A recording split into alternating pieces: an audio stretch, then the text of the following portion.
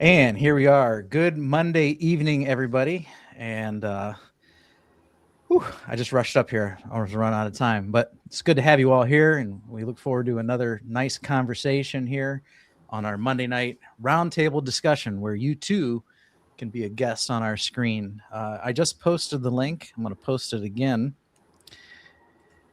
And you can click that link and you can join us here on screen. You can restream it if you like to.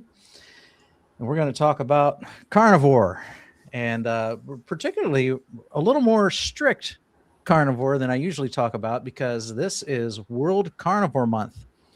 And that's been going on since about 2018, 2019 among the community. And it's obviously designed to encourage all of us at the beginning of the year to focus on eating only animal products. Whether that's carnivore, whether that's lion diet, and or whether beef, butter, bacon, and eggs, but the whole idea of World Carnivore Month is no plants, and to challenge yourself, go 30 days, no plants. If you've been ketovore, if you've been animal based, if you've been mostly carnivore but not super strict, try it for 30 days and see the benefits. So that's the motivation here behind World Carnivore Month, and we encourage all of you to challenge yourself to be 100% carnivore throughout the course of January. And you might even enjoy these benefits so much that you're going to continue to do so, like so many people do when they do this diet. They start with, we always say start 30, 60, 90 days.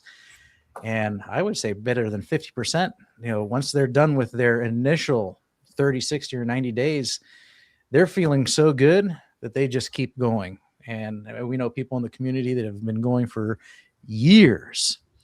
And and so it's very sustainable, very beneficial. And I'm sure probably every one of you here that come on and listen all the time know that I'm preaching to the choir. So how you doing, Jeff? How's your week been? How are you doing this fine Monday? I'm doing great. It's been great weather as usual down here. Been getting a lot of work done, and we talked last week about Carnivore Month and going lion diet, and I totally blew it. I was, everybody was talking about going lion, and so I thought, by golly, I'll do that too. Well, don't do things that you don't plan ahead for. That's a lesson learned. Plan for it before you do it. Don't just do it willy nilly like I just did. Because to be honest, I totally forgot about it for the first 2 days. So January 1st, January 2nd, I still had my cheese and my eggs and whatever. I didn't do lion at all. And so the next day I thought, well, I'll go ahead and do lion. And then I realized I had a refrigerator full of non-red meat that needed to be ate. So I just said the heck with it. So I'll try lion another day, but when I do the next time, I'll plan it out. Well, since you've let us know that, I will say that the similar thing happened to me. So I don't pay attention to what day it was, and I had we had gotten from Sam's Club some gyro meat, and so gyro meat does have some bread additive in it, not a lot, but a little bit. But I had that after the first. And because we don't want it to go bad. So outside of that, I'm doing pretty good. But and I was also late. Last year on Carnivore Talk, we posted a January World Carnivore Month challenge, and I've actually just posted that today. So I've had a busy, again, my offline life, work and business is eating up a lot of my time. Well, one of my goals for January is to be more present over on the forum. We got the January challenge thread started, and just like last year, we're going to give away a prize at the end of the month based on activity in that thread. And we'll talk about more about that later, but it's officially started today. And at the end of the month, we're going to do a giveaway, and that's probably going to be $100 gift card for Carnivore Crisps. That's what I think we're going to do. That's what we did a $75 one last year. We're going to do a $100 one this year. So the way to do this legally, there's got to be a no purchase necessary option. And that option is to go to the forum, and we're going to participate in that thread and enjoy keeping each other updated and motivated. So, talk about what you're eating, talk about your weight loss progress, and enjoy the banter back and forth in that thread. Every single post you make is an entry. And there'll be other ways to enter too, but that is to be legal. It has to be no purchase necessary. So that's how you can enter to win that $100 gift card at the end of the month. So that's all I'm going to talk about that, because, that's not the goal here. The goal here is to motivate you to do your best. So, Paul, how have you been doing for this last week, and how are you this fine Monday morning? Evening. Evening, morning. Yeah. I'm doing well. I'm battling with FedEx on a package that's in West Virginia someplace. And anyhow, they got their issues, I guess. But anyhow, I just sticking just as close to zero carbs every day as I can, and probably cut my heavy whipping cream in half.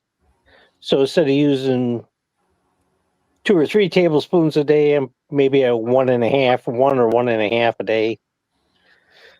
Only putting cream in coffee once a day, basically. Mm-hmm. And just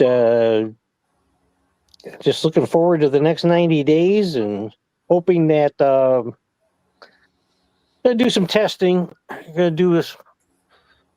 Yeah, test me for some enzyme. See if my body's attacked my pancreas or not.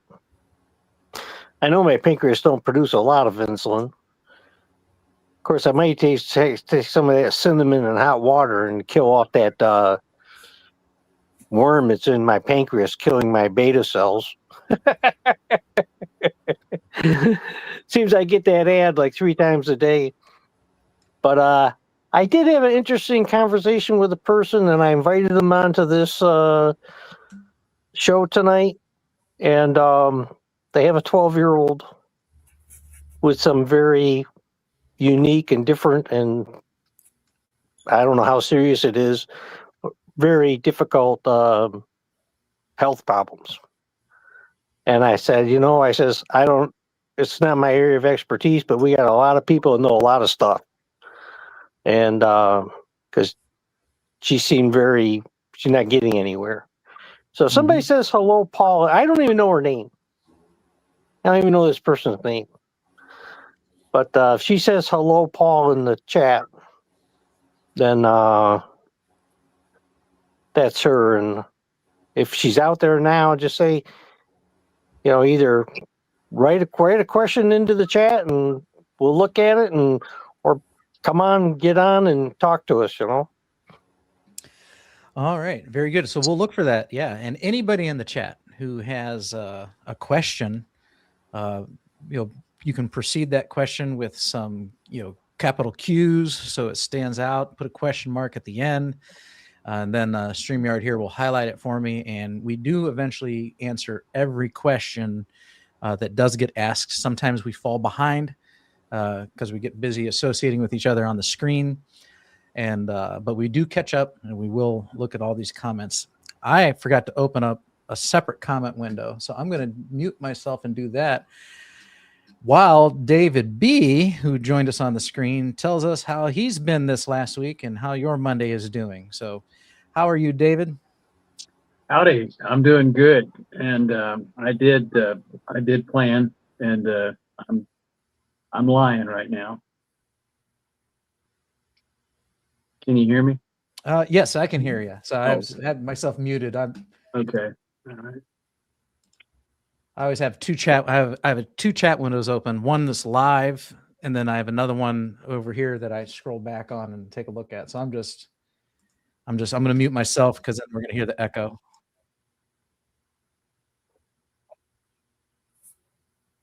Yeah. So you've been lying this month, David? Yes, I was up real late, New Year's Eve. I was finishing a cup of coffee. And that's the last cup of coffee I had. So, anyway, just in these few short days, I've already noticed some changes in my skin and in my ears. So I'm very happy about that. Cool. Cool. You I think don't, that's from the line diet or just dropping the coffee? well, it's one of five things, or maybe a combination. It's so I dropped the coffee, butter,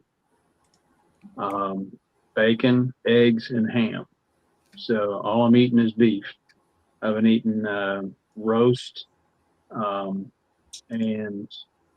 ribeyes off the roast, and I had two half-pound burgers today, and then half of about so two 8-ounce burgers today, and then also 8 ounces of a ribeye. And today's the most I've eaten. But yeah, there's something about just eating the beef that's so clean, and nobody's allergic to beef. And I don't know, my histamines are reacting or something to something. I don't know if it's the eggs, if it's the coffee. I also was getting more leg cramps in the fall, and I stepped up the magnesium, but I had the worst leg cramps ever. Just a month or two ago, and I don't ever want that again. And I think the coffee was probably draining me of my electrolytes. I don't know, but I've heard that can be a culprit. So, and I don't drink coffee anymore, and I don't take electrolytes either. So, but so yeah, that could be. I know what you mean by leg cramps are a nightmare to begin with, but there was one point, and mine was because of a drug. I'd wake up several times a night. They'd be in the arches of my foot. They'd be the Charlie horses, and the worst one in the world would go from the knee up to the inside of my groin. And that one, when that cramped up, I'd almost rather die than feel that again. That happened like 3 times, and absolutely miserable. I hate all cramps, but if you ever had that one cramp up, it is you will be in the fetal position praying. I hear you. I was calling out to God. I was on the floor, and it would not let up. It was the worst. If it happens again, let me give you a little advice, and it's worked for me so far, and I don't get a lot of leg cramps. They're not muscle cramps. I'll get like tendon cramp. My tendons will draw up on me, and it seems to help if I keep my electrolytes up. But for an actual muscle cramp, I read something about taking a heaping teaspoon of yellow mustard, and I've had two cramps, leg cramps that were muscle cramps, and both times I tried that, and they went away within a minute or so. So there may be something to that. I don't know if it's the vinegar and the mustard or what, but next time you get a leg cramp, just take you a regular, big tablespoon, soup spoon type, almost overflow it with that mustard, swallow it down, and see if it doesn't help within a minute or two. It was an amazing thing both times for me. I've heard the same thing happens with pickle juice, and that would be vinegar. Yeah. So I think it's probably the vinegar salt, in it. Yeah. Mm-hmm. The salt too. Yeah. Mm-hmm. Ken Berry's wife had a real problem with this, and it was like a a little bottle with an eyedropper of some kind of mineral solution. Can't remember what they called it, but she would just take that. Daily Minerals, Keto Chow Daily Minerals. Yeah, Probably. yeah. She said that was fantastic. And she took it straight under the tongue, and I did that that's not too sometime. bad. I was using that every day for a long time until the blood test showed my potassium levels were too high, so I had to back off of that. And that was the same with me, and mine's because of my kidney condition. My potassium is always high. I don't excrete potassium very well, and but when I was on that drug fenofibrate for my triglycerides, that's the one that actually caused some more harm than good. That year that I was on it, I was having cramps all the time, and I thought that it was just my kidneys. I thought, man, my kidneys are in bad shape. That's why I have all these cramps. It ended up being this drug. But before I figured that out, I woke up in the middle of the night and had that hamstring cramp really bad. And I got out of my recliner, but I couldn't stand erect because of the cramp. So I was like hunched over, kind of walking like a gorilla, hunched over and my knuckles were almost on the ground. And I hobbled over to the bathroom to use the bathroom, still hunched over. And then I hobbled over to the kitchen and I got the Daily Minerals and I took a shot of that. And then within a minute or two, the muscle started to relax and I was able to stand back up again. But that muscle hurt for days afterwards. And I laid back down. Mm-hmm. I was afraid to go back to sleep. And the whole cramp lasted 9 minutes. So it was 9 minutes of suffering. Yeah. But like I said, I eventually found out for myself that it was this drug that was throwing my electrolytes all out of whack and causing these issues and actually doing more kidney damage. And I stopped taking it. It's been a year, 14 months now since I stopped taking it, but absolutely miserable. So when you talk about cramps, I feel you. So yeah, this was about 15 minutes, and that seems like forever. It was the worst, the longest, and the worst. And I think it was from the coffee, and also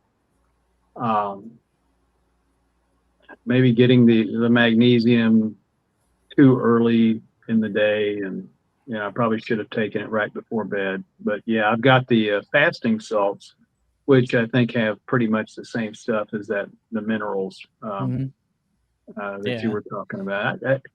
I think if I do get that, I might just put it under the tongue and see if just have that next to the bed.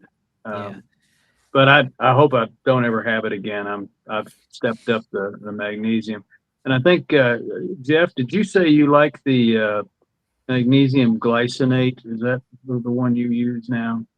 Yeah, that's generally what most people use for just, for like better sleep, muscle cramps, this, that, and the other thing.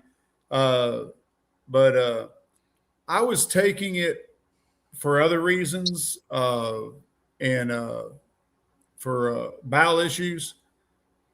And I thought I could back off I was taking magnesium citrate and glycinate.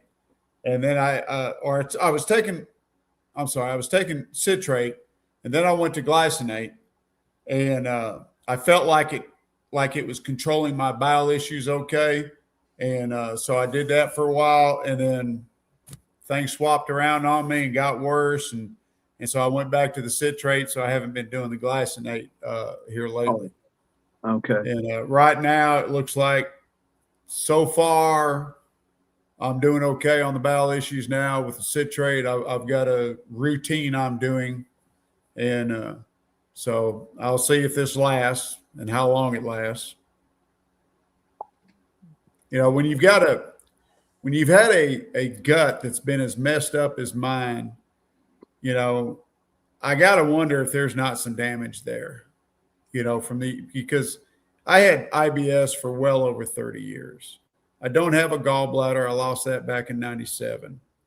I had Crohn's disease. and I don't know how long I had Crohn's disease, but it was at least for several years. And so, you know, carnivore did wonders with all that. Amen. You know, it reversed my Crohn's in 30 days. It was just miraculous how fast that happened. And the IBS is, I've said I'm cured of the IBS, but I'm not so sure that I am completely cured.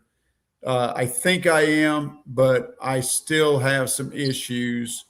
And the magnesium citrate is what seems to help me, you know, but there's a balancing act in how I take it. And I'm slowly but surely learning what's working best for me right now. You know, I love listening to Dr. Chafee, you know, when he talks about, you know, taking the fat, and if you eat too much fat, you know, and your body will expel it, you know, and if you're constipated, take more fat, blah, blah, blah, all this. And he talks with authority as if this is something that works for everybody 100% of the time. I'm sorry, Doc. Nothing works 100% for everybody all the time. Everybody's system is different. Everybody's physiology is different. And you've got to adjust things for you. I ingest a lot of fat. I'm talking, I have fat with every single bite of protein I eat. You can't get any more fat in me than that. And I still deal with constipation. And I know what true constipation is, trust me. Yeah. And so I have to take that citrate to help me move. And I'm still not soft, still hard, but it helps me move. And I've got a very slow moving digestive system, you know, so yeah, I love you, Chafee, and I follow most of everything you say, and everything you've said about the diet works for me, except taking a lot of fat. It just isn't working for me. Not in that regard. Now, it worked great for me as far as losing weight and getting healthy and blah, blah, blah, but it ain't worked on my bowel issues. But that's really interesting. I'm sorry to hear that you still have that, because that was one of my biggies. I was like constipated forever, and I took a Swiss Chris every day just so that I could go to the bathroom every day, and getting on carnivore is what saved me. And that cleared up, but it took several months, and now I'm actually more regular than sometimes I want to be. But yeah, I tell you what, my doctor, he told my surgeon told me, next time you come see me with an infection down there, I'm just going to cut out 12 inches of your lower colon, because my diverticulosis is there's so much of it down there. I would get diverticulitis, which is the inflammation and infection of the diverticulosis. And my brother had a foot taken out down there. My mom, she's got it, and my grandmother had it, and it's all because of the standard American diet. I know.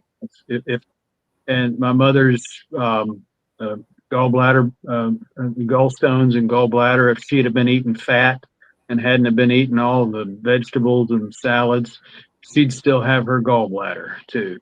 I think that just getting off of the defense chemicals is the best thing that ever happened to me, health wise anyway. Yeah, no doubt. But I'm sorry to hear that you're still having to fight with that constipation. That just doesn't hardly make sense. I know. I think there's just some damage in my gut. What it boils down to, all the years of having IBS.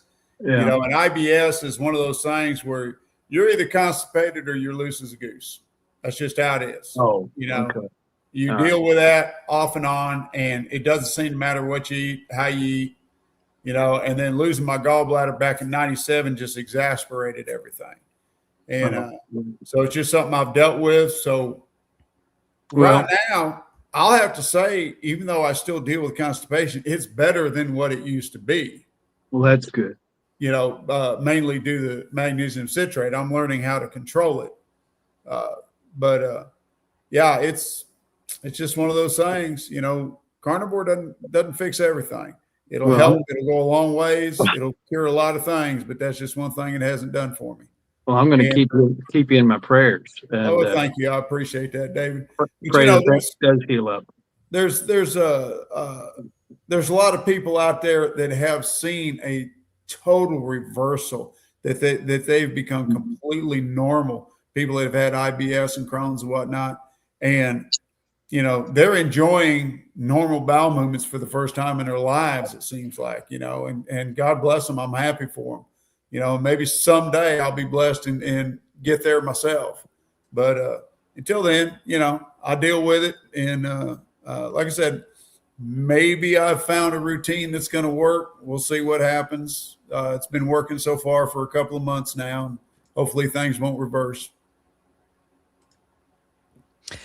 So on a similar subject, my biggest win, my biggest victory, non-scale victory with the carnivore diet is I completely cured, and I use that word cured intentionally. I didn't reverse it.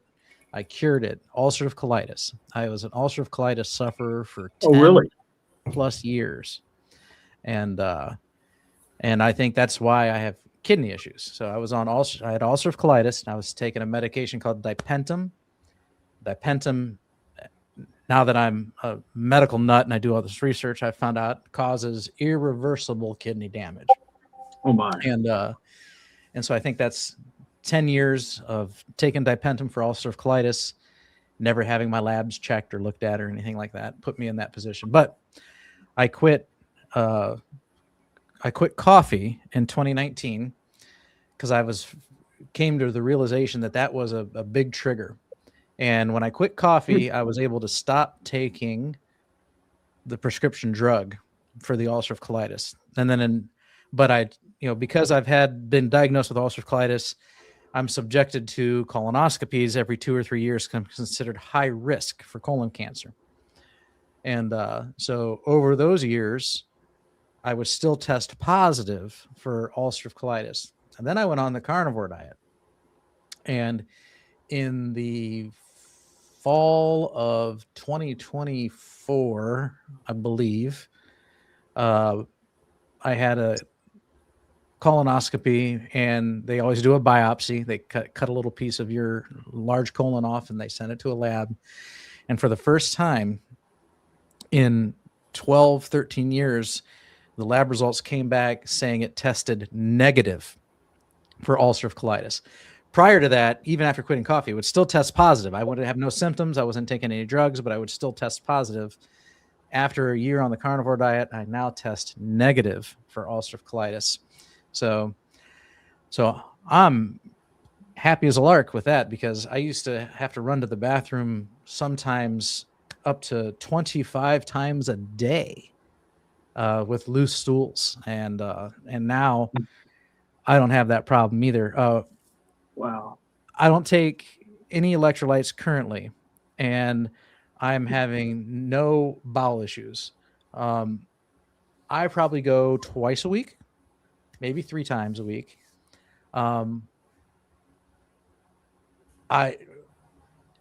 It'll feel, I don't want to say it feels like constipation, but sometimes it'll feel like nothing's happening. And then I turn around and I'm like, oh, wow, I had no idea that much came out of me. That's usually the surprise that I get. And then if I do take magnesium, and I can't take a lot because of my kidneys, so I'll take 60 milligrams. You can have up to 400 a day, males. I take just 60, one little capsule. If I take one of those, diarrhea.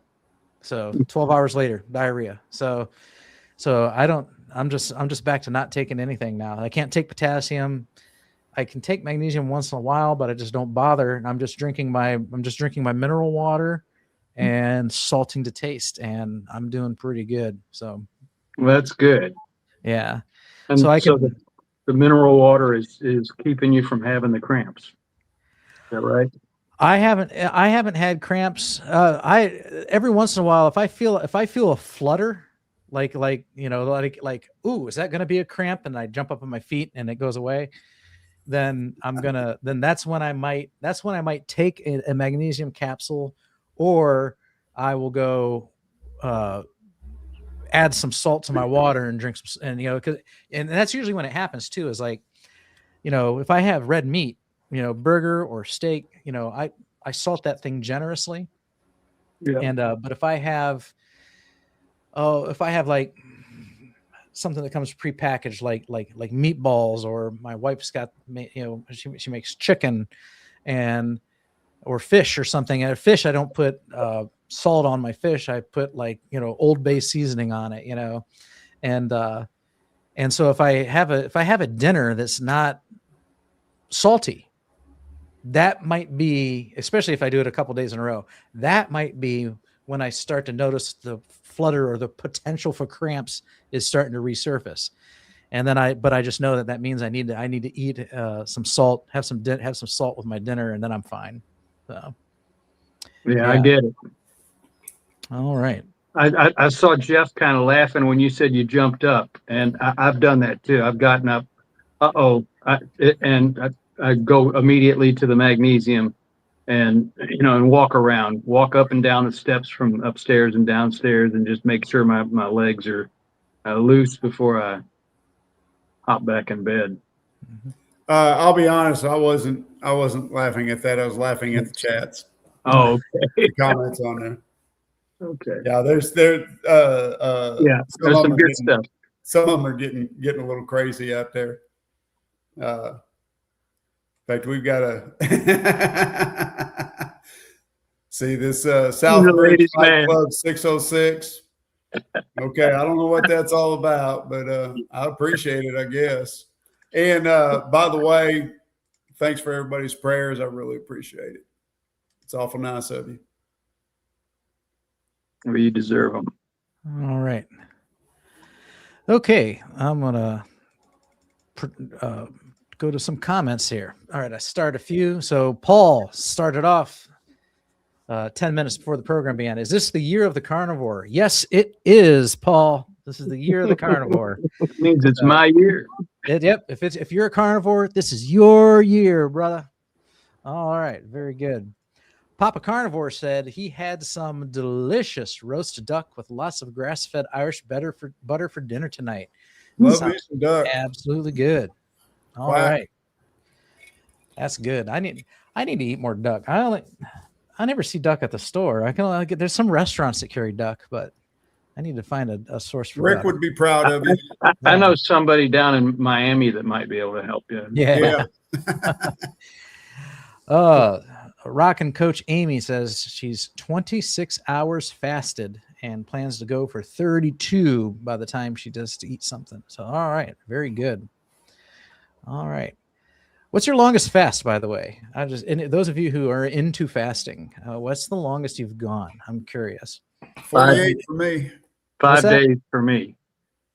48. 5 days for me. Jeff, was that 48 hours or 48 Yeah, days? 48 hours. I ain't that tough. All right. Papa Carnivore says he might have a date. I'm still trying to figure out how Jesus did 40 days, okay? Yeah. Papa Carnivore says that he'll have a date soon. That's good. Good. Let's see here. And Bacon Runner had shrimp and butter with a side dish of bacon. So very good. By the way, pork muscle meat. Okay, not pork rinds, but pork muscle meat. It's very high in potassium. So if you feel like you're lacking in potassium, you might just include more bacon in your diet or some sort of sausage or whatnot. Pork is high potassium. I know because I have to limit mine because my potassium runs too high. So it's very high in vitamin B too. All the vitamin Bs are in pork. Vitamin B1 is the best source of pork. It's the best source. Yep. Target Prime Rib is doing the Lion diet. And then Amy with her fasting says that her joints feel amazing. They must put bad stuff in grocery store meat. I can feel pain in my joints even when just eating meat. Where are you getting your meat? Because generally speaking, beef is beef. If you get like the ground beef that comes wrapped up in the little sausage roll that comes from a factory, that might have what we used to call pink slime in it. That was a huge thing back in like 2011. Oh my God, they're putting pink slime in the meat. Pink slime was just beef, and the United States government, actually, they've reclassified it. They used to call it finely textured lean ground beef. Now they just say you can call it ground beef, and it's still practiced today. But that's just, again, it's just beef trimmings that's been treated with, I think it's some ammonia to kill bacteria or something. It's not really technically bad for you, but that would be something that you could be reacting to. Histamine is another one. If your aged meat, if your meat's aged pretty well, try a local butcher with something very fresh and see if that is something that resonates with you better than the grocery store meat. But grocery store meat, beef is beef. Chicken, then you got, was the chicken fed grains, soy, things like that. That's also true with like eggs, but beef is usually pretty benign, and unless you're getting pre-cooked, pre-cooked patties or the pre-packaged patties, those might have fillers in it. But if you go and you see just like the typical grocery tray with the ground beef in it and the shrink wrap plastic over it, that's usually just beef. They grind it right there in the store. A lot of these stores do. So not many anymore. My stores do. My Giant Eagle and my Meyer, they'll have Giant doesn't grind anything in their stores. On mine they do. Not here they don't. Mine they do. I know someone that works there. They grind the hamburger themselves. I understand that, but most grocery stores have done away with grinding meat in house, mainly due to contamination and all the cleaning procedures and all that kind of stuff. The one thing I do notice, I have this little family grocery store that I go to, and they're also a bulk food place. And anyhow, they grind their own beef every morning. And I notice that their ground beef only lasts about 3 or 4 days in the fridge, maybe 5. But if I buy a store-bought pack, which comes to the store already ground and packaged, it'll last 8, 9, 10 days in the refrigerator and still be edible. So they're doing a little something there. I'm guessing. Yeah, what are they doing? I've not read the fine print in the labels. They're so damn fine. Crying out loud, that ought to be outlawed. But I have to take a photo of it and blow it up. I've not really researched it and looked into it. But I'm going to when I leave here, I'm going to really miss this store. I mean, they don't have to have sales because their price is the other store better than the other store's sale price most of the time. I mean, you can get ribeye there anytime you want. You can get ribeye $12 a pound anytime you want. It's always right around 12. It might be, it might drop down to $10.99. I haven't seen that lately. It might go up 50 cents, but it's almost always $12 a pound. Sirloin strips just a little cheaper, maybe $1 a pound cheaper. The ground beef is always $4.50 a pound. I mean, they did go up 50 cents, but I mean, for a long time, it was $4. That's great. Yeah. And it's a beautiful ground beef. And see, when you grind beef, you're exposing so much air to it, and your contamination issue is big. Whereas if you get, I bought a rib roast and I didn't really use it over Christmas, and I just put it in the fridge and I take it out and I slice the steak off it and I cook it. Take it out the next day, take another big slice off it and cook it. And kind of like that. The beef seemed better. I don't know why, but just seem better, you know. And, Paul, you'll know about this. You know, an interesting thing. Some people may or may not like it, but when it comes to ground beef, they do what they call a communal grind. And so it's not like they take the scraps and leavings and the roast and whatnot from one cow and grind it and then package that. They don't. There could be as many as 200-300 cows mixed all together into one grind. You know, maybe 200-300 might be a little high, but 30, 40, at least 50, 60, 100 cows all go into that grind. It's going to be a big mass grind. So you don't really know what kind of beef you're getting, where it's from, who raised it when you're getting it from a grocery store, and especially when you get it in those pre-wrapped tubes. Now if it's ground right there at the grocery store, you're probably going to get less mixture of different beef. But when you're getting it mass produced, you're getting a bunch. And I learned that from taking deer to processors. When you take a deer to a processor and have sausage made, unless you've got a guy that knows you and can promise you that he is doing only your deer, you're getting everybody else's deer mixed in with yours, because it's not economically viable for them to just do one deer, clean their equipment, and then do the next deer and clean their equipment. No, they take the meat from all and they say, okay, this guy wants 10 pounds of sausage. This guy wants 15 pounds of sausage, and they're going to calculate enough to where they can get all the sausage they need all in one day's grind. They'll spend all day grinding deer, and you're going to get a mixture of everybody's deer along with your own. And so it's best if you can make your own, if you can.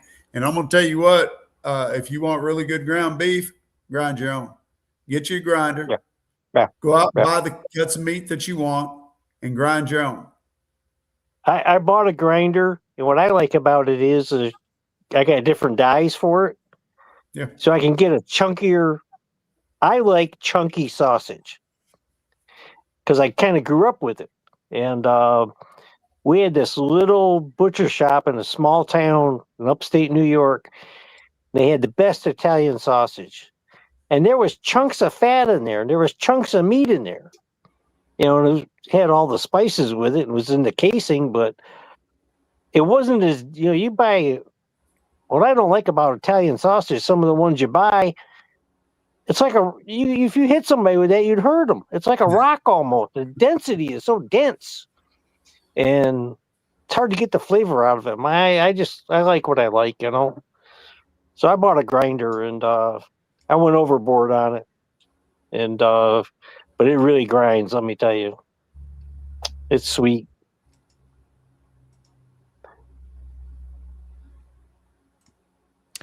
All right.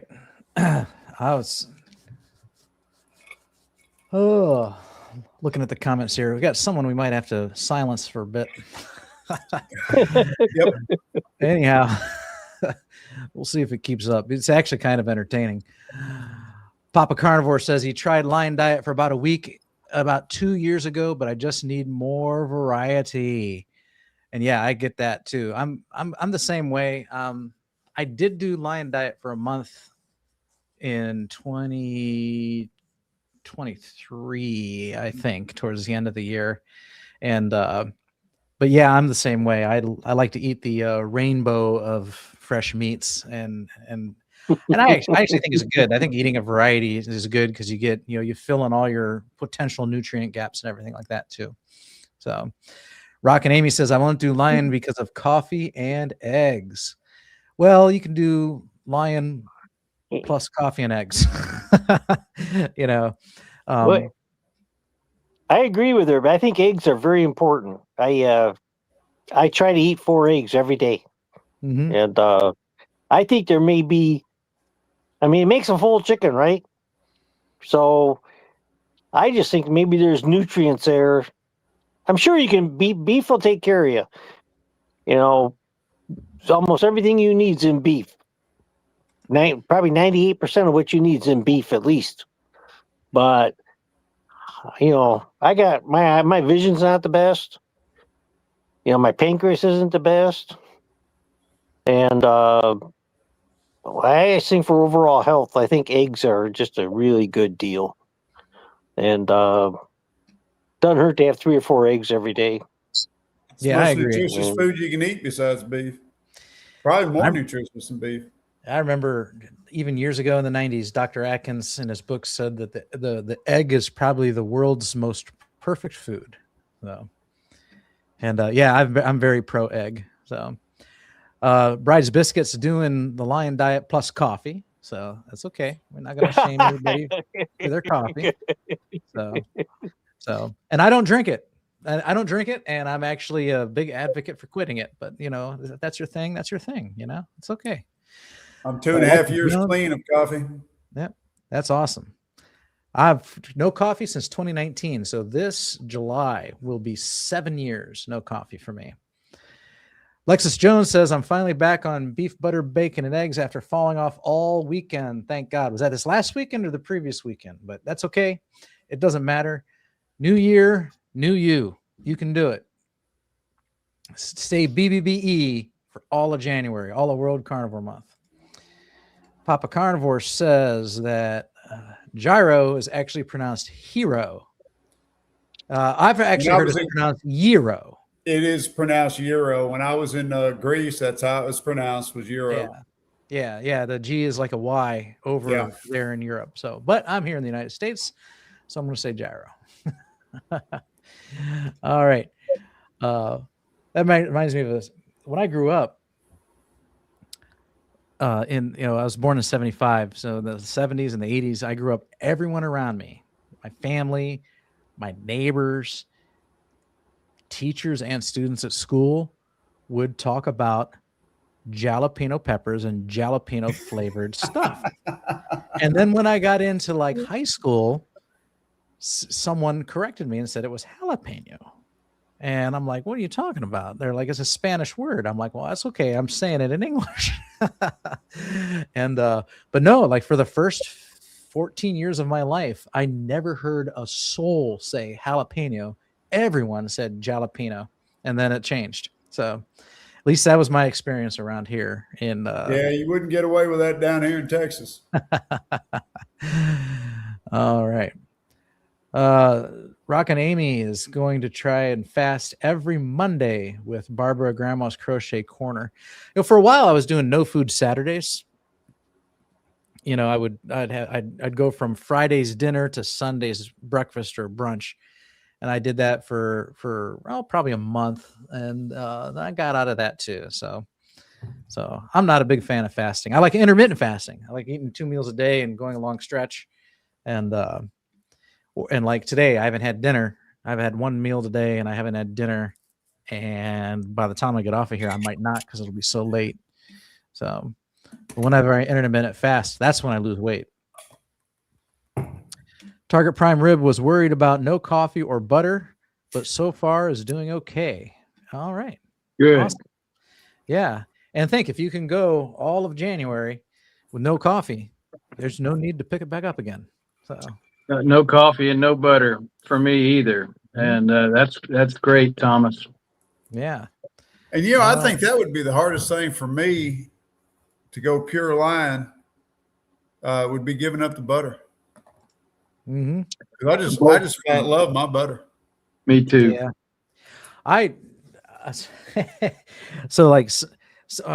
My religious meetings switched from 1 o'clock to 10 o'clock on Sundays. It alternates every year. So we get up at 10, or we get up to go, and we have to be there by 10. And so I woke up late because I'm used to sleeping in. I don't have time to eat breakfast. So on my way out the door, I grab a stick of butter from the fridge, and I just unwrap half of it, and I'm like, I take a big bite out of it, so that way my stomach's not going to growl for the next 2 hours until I get home. And then later that day, we cooked fish, and scallops that night. And my wife gets out the butter and she's like, "Are those teeth marks? Come on." She's like, "You're so weird." Well, I was like, "Yeah, I wanted to I ate like half a stick of butter real quick, so belly wouldn't disturb the people around me, you know." So what do you do? Share a church with another? Share a building with another church? Yes, that's right. Yeah, the two congregations share the same building, and every year they alternate meeting times. So that's exactly what happened. You're a member of the Mormon Church? Nope. Oh, okay. Nope. I know they do that a lot. Yeah, not Mormon. So, okay. Hold on. Who is this? We have a new guest coming in. He goes by Uncle Charlie. How you doing, Uncle Charlie? What's up, boys? I can't see you. Good. I'm gonna try and turn you up your volume. There you are. Okay, what's up? Let me edit your mic. Turn off automatic. I was in the hospital for 10 days. My A1C was 18. The doctor sent me home with the insulin, metformin. He said I'll be on it for the rest of my life. My pancreas was shot. I had a fatty heart, fatty liver. Pancreas didn't work, and now I'm 178 pounds. So the doctor was wrong. All because I started watching Dr. Ken Berry, Joe Rogan. I cold plunge. Me and my friends go to cold plunge. Okay. We water for 3 minutes a day. I love it. All right. You're on a phone, right? Yeah. Would your hand happen to be over your mic? No. No. Okay. All right. So I turned you all the way up, but you're hard to hear. So you from what I heard, you had an A1C of 18. Right. And you were given your typical diabetic drugs, but now thanks to listening to Dr. Berry, you're down to 178. You said? I couldn't walk 5 feet without almost passing out. I couldn't catch my breath. Okay. Right. Yeah. So it was August 2021. So. August of 2021. Okay. So were you much larger then? I was 325 pounds. Yeah. 325, and you said 178 now. Okay. All right. Very good. It's just like semi-retired Bob. Same numbers almost. Mm-hmm. 6'3". I brought my own food Christmas Eve, Thanksgiving, New Year's Eve. You know, you walk in with your little thing, the glass tub with the thermos. They give you the look. You know what? You know, they were eating their mashed but like Dr. Ken Berry said, you eat all this food that's so nutritious for you. It's going right into your small intestines. You're absorbing it. Like the one fellow said, I go maybe to the bathroom twice a week, 3 times tops. That's it. Mm-hmm. I eat all day. On a grass-fed beef, 6 whole eggs, 2 yolks. All right, that's awesome. Like I tell people, move your mic down to your mouth, Charlie. Yeah. Your mic is up on your head. Move your mic down. Okay. Yeah. No, the mic. The mic is a little stick. What's that? Your microphone. Yeah, there's a little stick that's up higher. You got to pull it down and put it in front of your lips. Oh yeah, Try that. Can you hear me now? That's a thing right here. No, you're still Moving on down on the other side. Right here. Can you hear me now? No, That's still too low. So your mic's way up here. It needs to go down like this. No, it's off. Can you hear me now? That's it. It's Could you hear me? Yeah, there we go. we can hear you now. All right. Who needs that? That's because the family's over there watching TV. There you go. Good deal. stuff. So where was I? Like Dr. Ken Berry says, all the food you eat, it gets absorbed into your small intestines. Mm-hmm. You know, all these people going to the bathroom 3-4 times a day. Thanksgiving, oh, my stomach hurts. Yeah. It's been like that for years. Mm-hmm.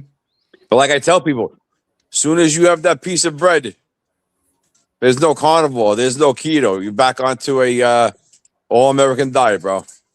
Yeah. You know what I mean? Yep. And the Europeans won't even eat our bread. Kicked out of ketosis, and my cousin's got some cows. Mm-hmm. These are talking about Anyway, he's got cows. As soon as it hits 1,000 pounds, he's going to shoot it over to Pennsylvania to the slaughterhouse. They cut up the deer. He's not doing steaks, all chopped meat. So, all chopped meat. He's going to bag it up to 1 to 2 pound things in the, like you buy in the store. And that's going to be all his meat. Do they clean it down after? I watched it on TV how they slaughtered them. The cows go in the machine. Ray, I'm on YouTube, so don't talk because you'll be in the background. So it goes in the machine. The machine flips them upside down, and the guy slits their throat, the blood. They flip them back over, and the cow shoots, boom, right back down. And then they hang them by their feet, and they start slicing them up. So he's going to be bringing that to the slaughterhouse down in PA. So I guess they're going to stamp him, whatever they do. Mm-hmm. Yeah, who's going to do that? Yeah. The people in Pennsylvania, the slaughterhouses. The slaughterhouses. Okay. They got the slaughterhouses out there. All the vegans are trying to, like you guys watch Kerry Mann, right? Oh yeah. Yeah, from time to time I do. Yeah. Yeah. Oh yeah. Well, like he was saying, you go to the grocery store, a bag of Doritos, it's $5 for the pound. And what are you eating? Sugar. I did it all. Like I said, I was in the hospital. You have chicken cutlet, okay? You go to the breadcrumbs. There's maltodextrin in the breadcrumbs. There's high fructose syrup in the breadcrumbs. Why are they doing that for? And then they're frying in vegetable oil or seed oil, and that's what's inflaming a lot of people, but they don't know about that. So if you're going to have a chicken cutlet, put it in the panko, crumbs, right? In the pork crumbs, and bake it in the oven. You don't need to fry it. Right. Like for Christmas, New Year's Eve, I went down to the place. I told them make me a special piece of salmon. I want to cook this shit out in butter. They put it in the butter. Boom. The best salmon I had. Mm-hmm. They had all the other salmon in a glass tray with all the sauce and stuff. Tomato, no good. Yeah, I like salmon. You know what I really like is I get it from my Sam's Club here. It's steelhead trout. It's a fatty fish, just like your salmon, but I actually enjoy the steelhead trout more than the salmon. So I was down in Costco's. They got this Wagyu steak. Mm-hmm. So I was talking to one of the guys. It was like, so thick, $300. Ridiculous. I said, so listen, it might taste good, but at the end of the day, you're just going to fill yourself up. It's going to, I eat for nutrition now. I don't eat for entertainment. I see how it goes. Yep. During the holidays, all these people, they're not hungry. They just sit there. Soon as you, like they say, you eat the 1 pound of beef and the eggs, you're full. Soon as you pick up the carbs, you could go all night long. Yeah. Right. All night. Oh, my stomach. Yeah, well, yeah, it's going to hurt. Yeah. I can fill up on steak and eggs, and then if I turn around and like eat some carbs, like to wash it down with, it's all over. then I'll be hungry. All of a sudden I'll be hungry. That's right. Then the carnivore keto diet is finished. You're back on a standard American diet. Yep. That's what it comes down to. I've never had a craving for beef. I like it and I eat it, but I've never craved it like I do carbs. See, I crave my chopped meat. Yeah. And hey, I can't eat steak every night, but I sure as hell eat chopped meat every night. I don't know.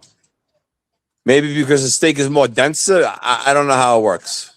I'll tell you what I get craved for as far as meat goes is venison. I absolutely love my venison. And, Yeah, I gotta try that. They sell it at Costco's? No, not that I know of. I get mine in my backyard, but There you go. but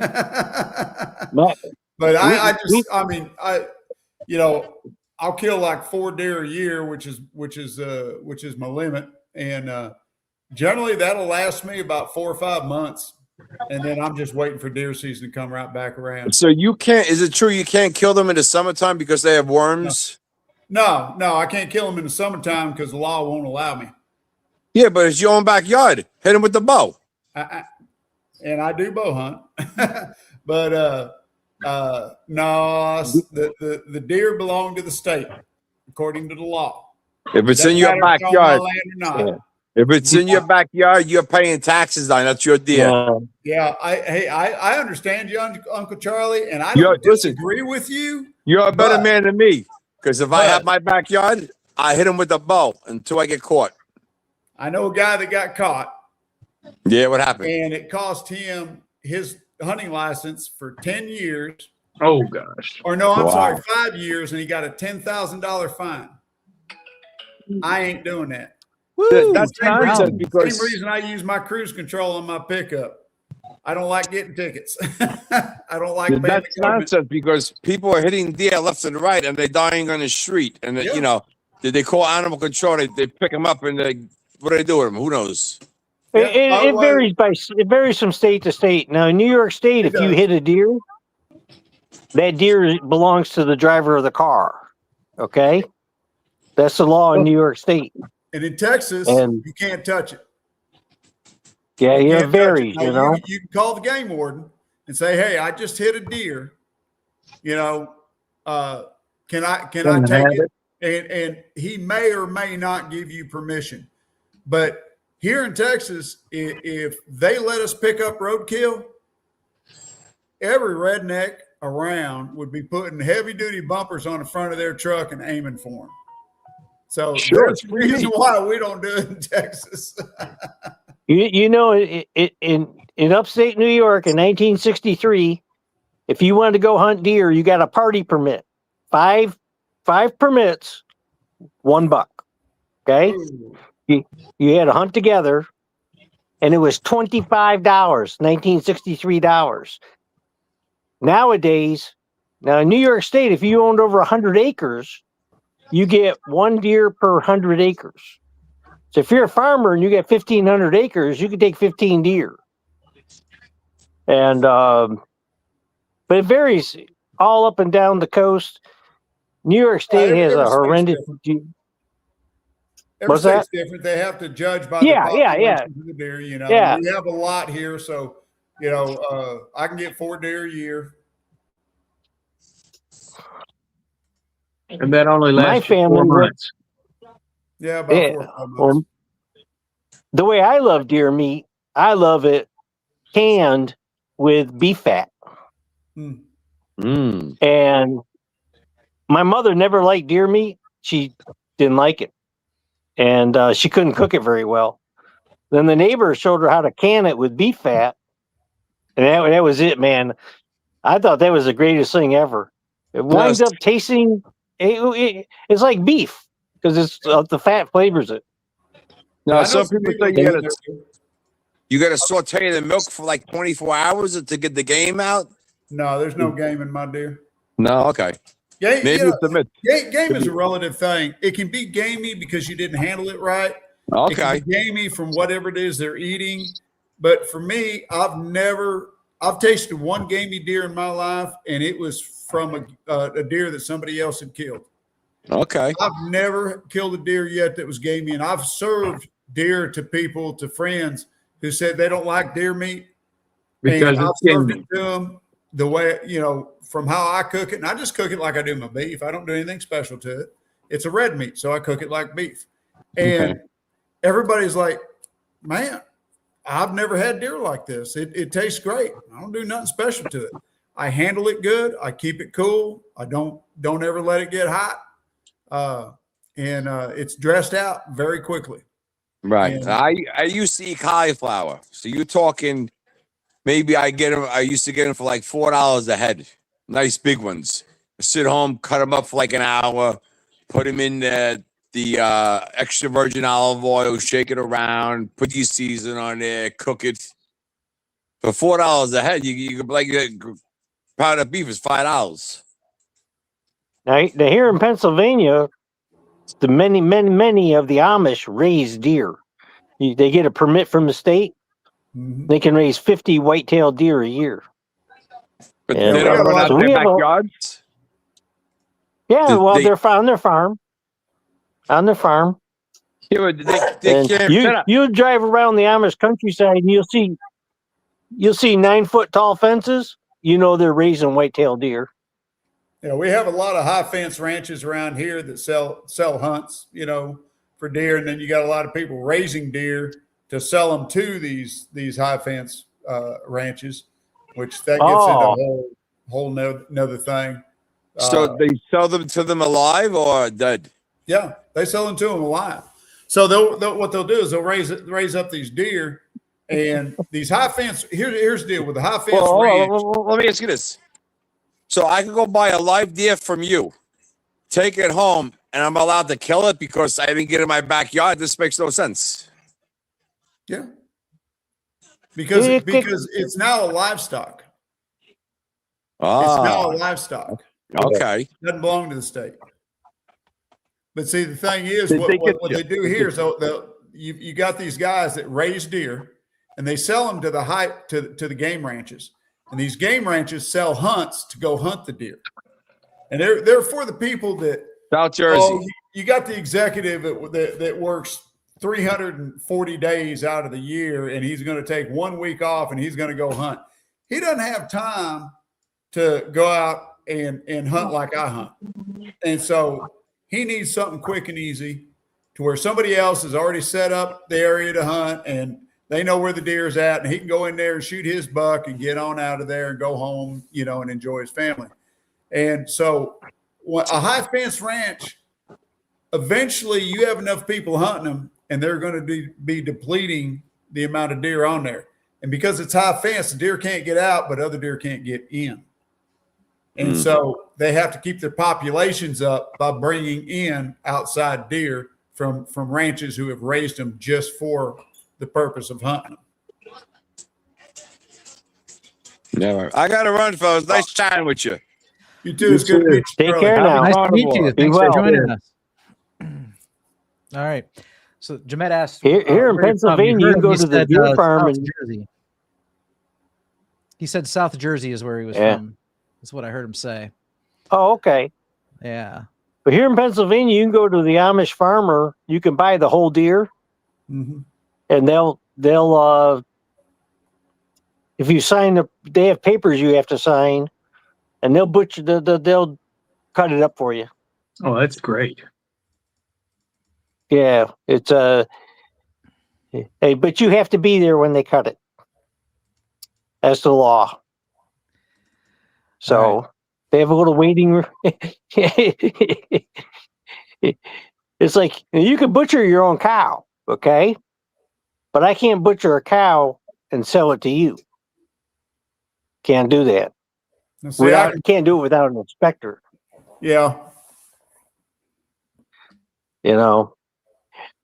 I've been in a lot of processing plants in the food industry. And I'll tell you what, when you see those white helmets coming through, that's the USDA Department of Agriculture inspector.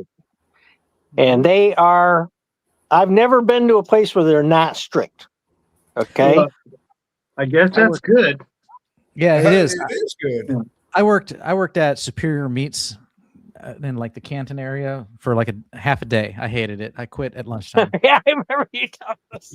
Yeah. And yeah, they had USDA inspectors everywhere, and you had to go through this. The whole building was kept at 40 degrees. And you had to put on like this cloak, beard net, hair net, 3 layers of gloves. You had to dip your hands in the sanitizer. You had to melt the gloves to your hand. And I was in quality control for hot dogs. And after a couple hours, all I did was my nose started to drip. So I went like this. And next thing I know, these hands grabbed me, pulled me off the line. They shut it down, and they sent me back to strip down and re-sanitize and put everything back on again. So it was impressive that they were watching you that closely. So, well, a lot of times when you see these vegans throwing up these anti-meat videos, processing plants and stuff like that, they're either very old and dated movies, or they're not showing the whole picture, because some things can happen when you're doing mass production like that. But for the most part, they're pretty well kept clean. They're pretty well, regulated, because the thing is, especially in today's litigious society, you don't want your customers getting sick. You don't want anything happening to them. You want to keep everything as clean and pristine as you can. You know, you'd be surprised how many recalls there are on foods these days. The slightest little hint that there might be something wrong with a product, there's a recall immediately. The state of Washington had a big case. I don't know. This goes back maybe 20 years. Apple juice, pasteurized versus unpasteurized. Yeah. And there was a lot. Yeah. And the laws they didn't really have a law about, I think it was up to the manufacturer, but somebody bought juice or apple juice in Washington and they lived in like Arizona. And by the time they got to Arizona, the kid was dead. And when they had a child, food poisoning can kill you. And if you're not healthy, it's a real risk. If it doesn't kill you, you're gonna feel like you're gonna wish you was dead. I know I felt like I was dying a couple of times. Oh man. My hobby before I got into this diet change, one of my hobbies was making ice cream, okay? High fat content ice cream. The top of the line ice cream. I never served it to children under 2 or adults over 65. They were not allowed to have it. And had raw eggs in there, Yeah. They had high fat content. Yeah. But yeah, there's almost no good ice cream made anymore. You can cook the eggs, tempering them, you can cook the eggs. Yeah. When I make mine, I use raw eggs. Same here. Yeah. I just have heavy cream and raw eggs is basically it. So Southbridge Fight Club 606 says he's got to head out. When are you guys usually on this podcast? Every Monday night at 8. How do you follow the show? Subscribe to the channel. Subscribe to the channel. Hit that like button. Let's please keep the language clean. Yeah. Right. Yeah. And your comments were entertaining, but yeah, just clean up the language a little bit. All right. And I don't know if they were just having fun with me or what, but looks like I either had a fan or somebody was really making fun of me. I'm not sure which. If you saw those comments. This guy here said you look like a handsome Colonel Sanders. There were some other comments previous to that too. Yeah. I didn't see any of those. So, yeah. And then Paul and I were some bald brothers. That's what I was cracking up over. We're some bald brothers, but he didn't say brothers. No, he didn't. He didn't. Oh. All right. Whatever he said. Whatever. Well, that bothers me. I hope it's a female and not a male because they kept complimenting me on my looks. So I'm getting kind of worried here. I don't know. Who knows? So, but anyway, Bride's Biscuits doing a 36-hour fast every Monday this month. Going to sneak in a 72-hour sardine fast some point in the month as well. All right, there you go. So, World Carnivore Month goal, fast every Monday. Seems like Monday's very popular for fasting. I did mine Saturday because I don't work, so I'm not using a lot of energy, so I don't need to eat. But Mondays, I'm back at work when I work hard, so I get hungry. Papa Carnivore loves eggs, coffee, all types of the meats. I'm with Papa Carnivore there. I like the variety myself. And butter. Tons of delicious butter, he says. Love my butter. Yeah. Bacon when runner. I'm not flying, I'll go through it. Yeah. Aaron's carnivore gruel tonight. It actually tasted like hot chocolate. So I'm curious, what is Aaron's carnivore gruel? Yeah. Yeah, I like to see a recipe for that. Tell her to post it on the site so we can look at it. Yeah, we have a recipe section. Post it in there. Yeah. Put it on there. Aaron's carnivore gruel. Give her the credit. That's fine. Or she's got a link to somewhere to a web page or a YouTube video where she makes it. Yeah, that'd be interesting. I'm curious what the gruel that tastes like hot chocolate is. Me too. Search for it on YouTube. Yeah. Yeah. What's in it to make it taste like chocolate? Yeah. Papa Carnivore says, Lexi, all that high fat will soothe your mind, your brain, and keep those bad intrusive thoughts and anxiety, depression in remission. Listen to Papa Carnivore. Honest, no, I think he's spot on. Listen to Papa Carnivore. The fatty red meat is going to be good. I've mentioned it before. Read Brain Energy. That's a good book too. And I think that's excellent. Educate yourself in that manner. So, all right. DS 111-B8B says, this is for David. I switched to Celtic sea salt and Baja Gold sea salt, and I'm not prone to sleeping lower leg cramps anymore. Better than Redmond for me. Okay, so that's interesting. I've heard a lot of people say that Redmond is like the bomb. I've never had Redmond salt myself. I just use pink Himalayan salt or Malden's sea salt. And but I've never had Redmond's, but everyone I know talks about like Redmond's. It's almost like you're not a real carnivore unless you're having Redmond salt. I mean, that's how well speak of it. Redmond's online is like $10, $11, $12 a pound. Uh-huh. And if you want to get free shipping, you got to go up over $30. Mm-hmm. Fortunately, here in Pennsylvania, the Amish are real big on Redmond's.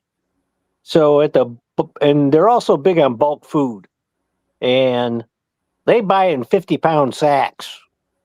I don't know what they pay for it, but I can go to a bulk food store in the country here in the Amish land, and I get Redmond salt for $4 a pound.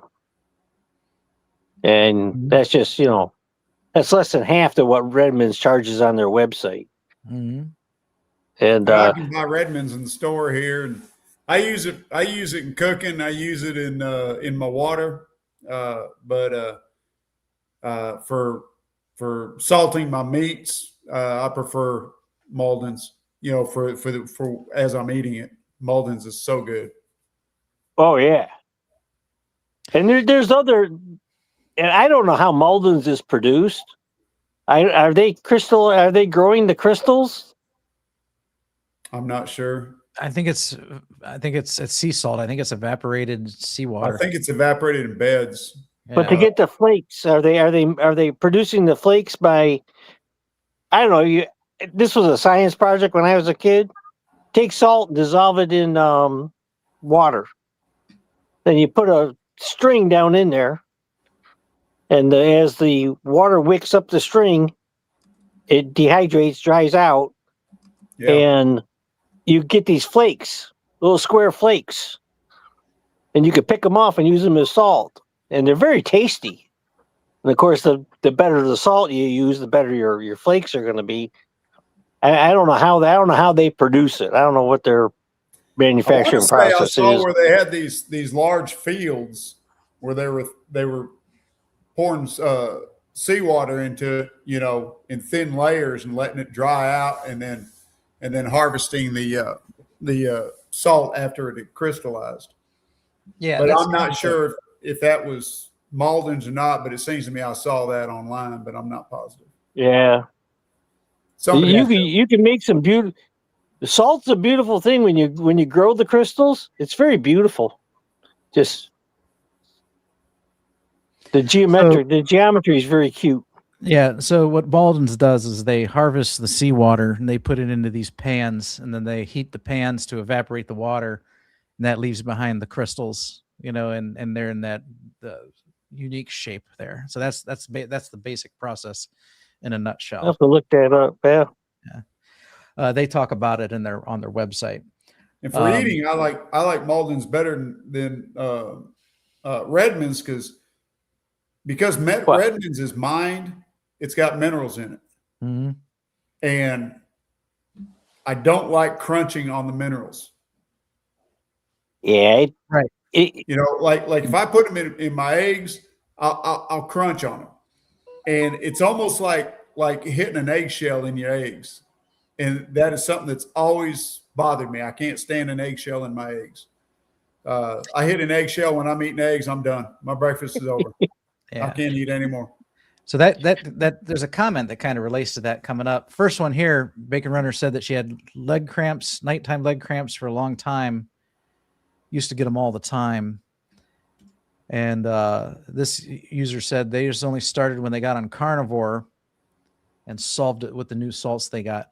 And a lot of people experience that when they first get on carnivore because they lose all this water and out goes the electrolytes and the minerals with it. And so, as you're working on becoming fat adapted, you need to replenish those electrolytes. That's why Daily Minerals by Keto Chow and LMNT is such a popular thing, and electrolytes is such a discussion that we have, because when you're a newbie, you really need to take those. But over time, once you become fat adapted, I think that the need for electrolytes wanes and goes away.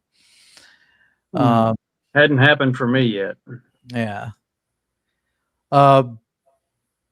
This individual said, I quit Redmond because it feels sandy. This is probably what you're talking about. Yeah. It's Jeff. got minerals in it. Yeah. I did a water test and found red sand at the bottom of the cup. Exactly. I put it in my water, and of course it dissolves in my water. And then when I go to get fresh water, there's always, grit down in the bottom. Mm-hmm. So I rinse that out and toss it. Yeah.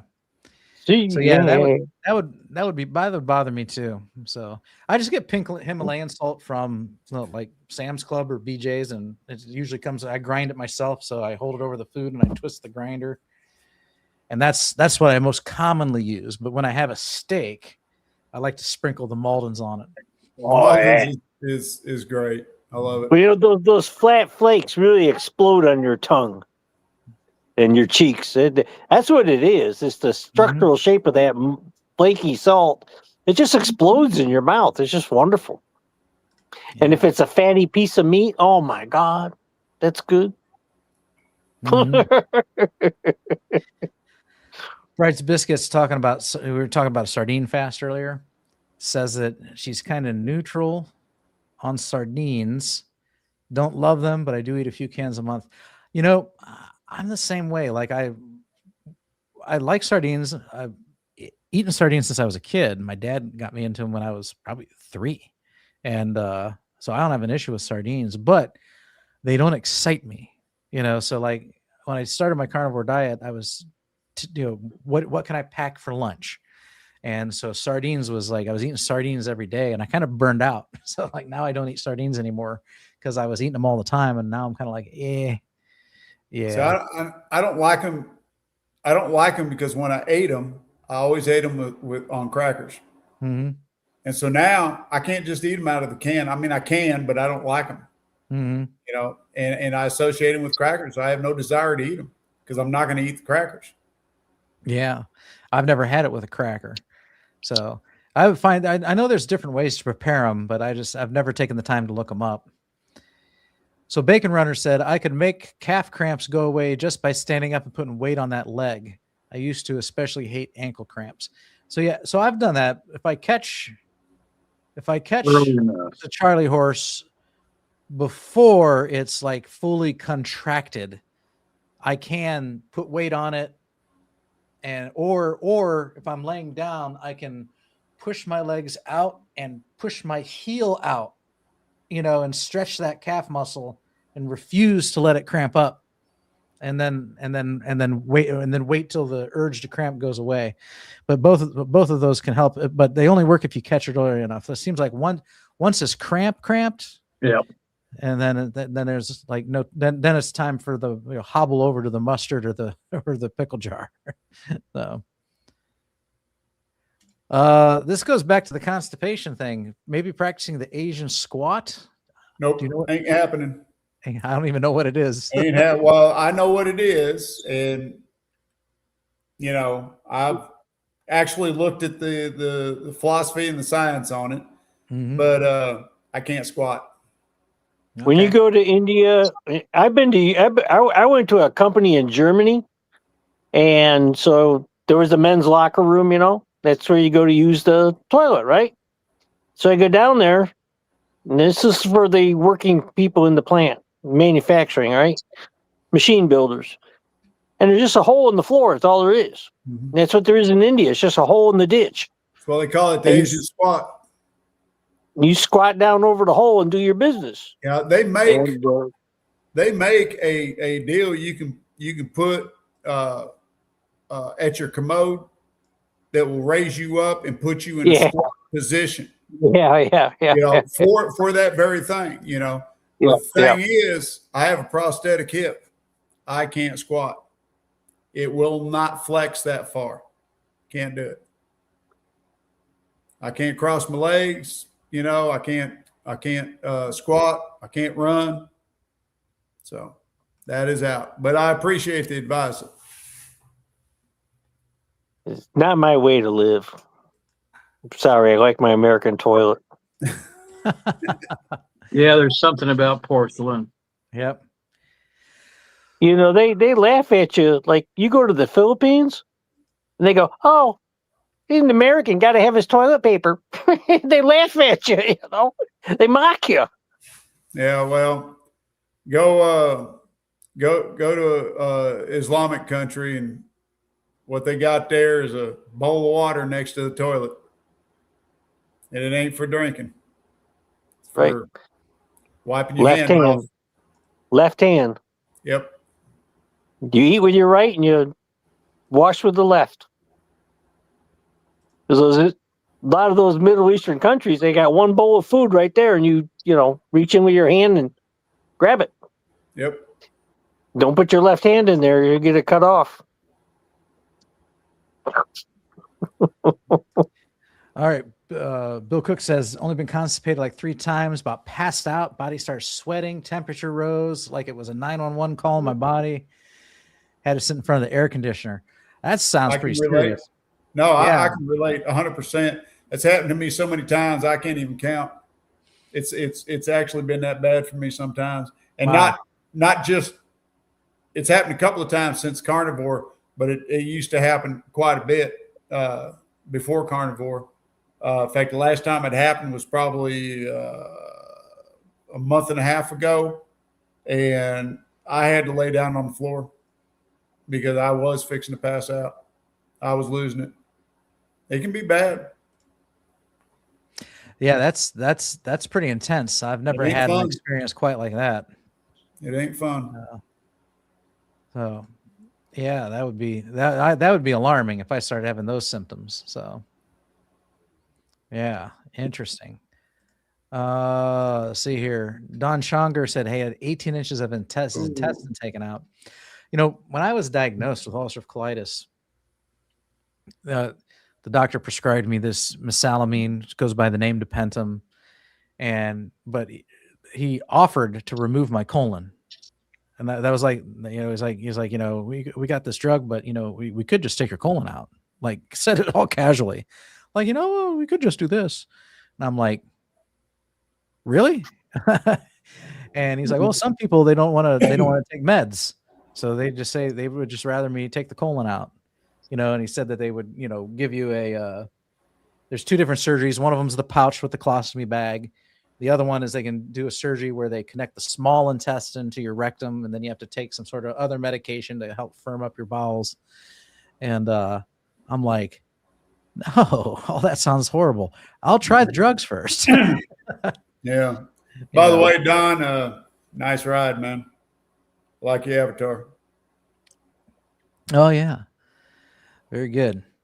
All right. When Carnivore so dramatically cured hemorrhoids for me in the first 7 weeks, I eventually decided to cancel my second ever colonoscopy. I was afraid of getting injured from it. So I understand that, you know, there is a risk, but I don't know. I've had so many now that I do think the risk is minimal. But yeah, I mean, you run the risk of like the camera poking the side wall of the intestine and causing an injury.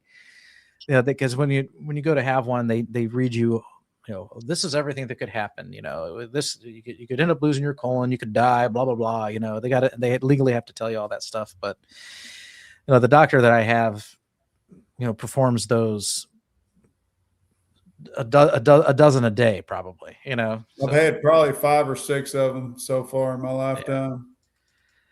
Yeah, for a normal person, I think you're supposed to get your first one. They recommend you get your first one at 50, then every 10 years after that, just to screen for colon cancer. It used to be 5 years. It Every used 5 to be years? 5 years. Yeah. And then the insurance companies got tired of paying out every 5 years. So they stretched to 10 years if they don't find any polyps and you have no family history, which they've never found polyps with me, no family history. I just have diverticulitis or losis, whichever one it is, where you don't actually have the infection. Losis. And, okay. So I have that, but it's never flared. I've never had an issue with it. So I'm on a 10-year schedule, but I've had numerous in between when they were trying to figure out what was wrong with my gut, and scoping me out from, nose to tail, looking for that, what was wrong with me. And it turned out it was what did I say it was? That slips my mind. That's what happens when you get old. That's all right. It was a standard American diet. Yeah, it was. Well, it was funny because the gastroenterologist, and I've told this story many times, but the gastroenterologist, they had me on nearly a straight grain diet. Mm.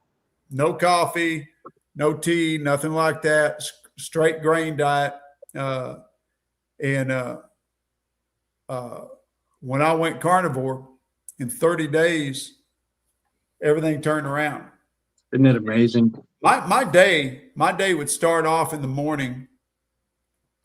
I would be curled up in a ball for 4 hours in the morning in gut pain.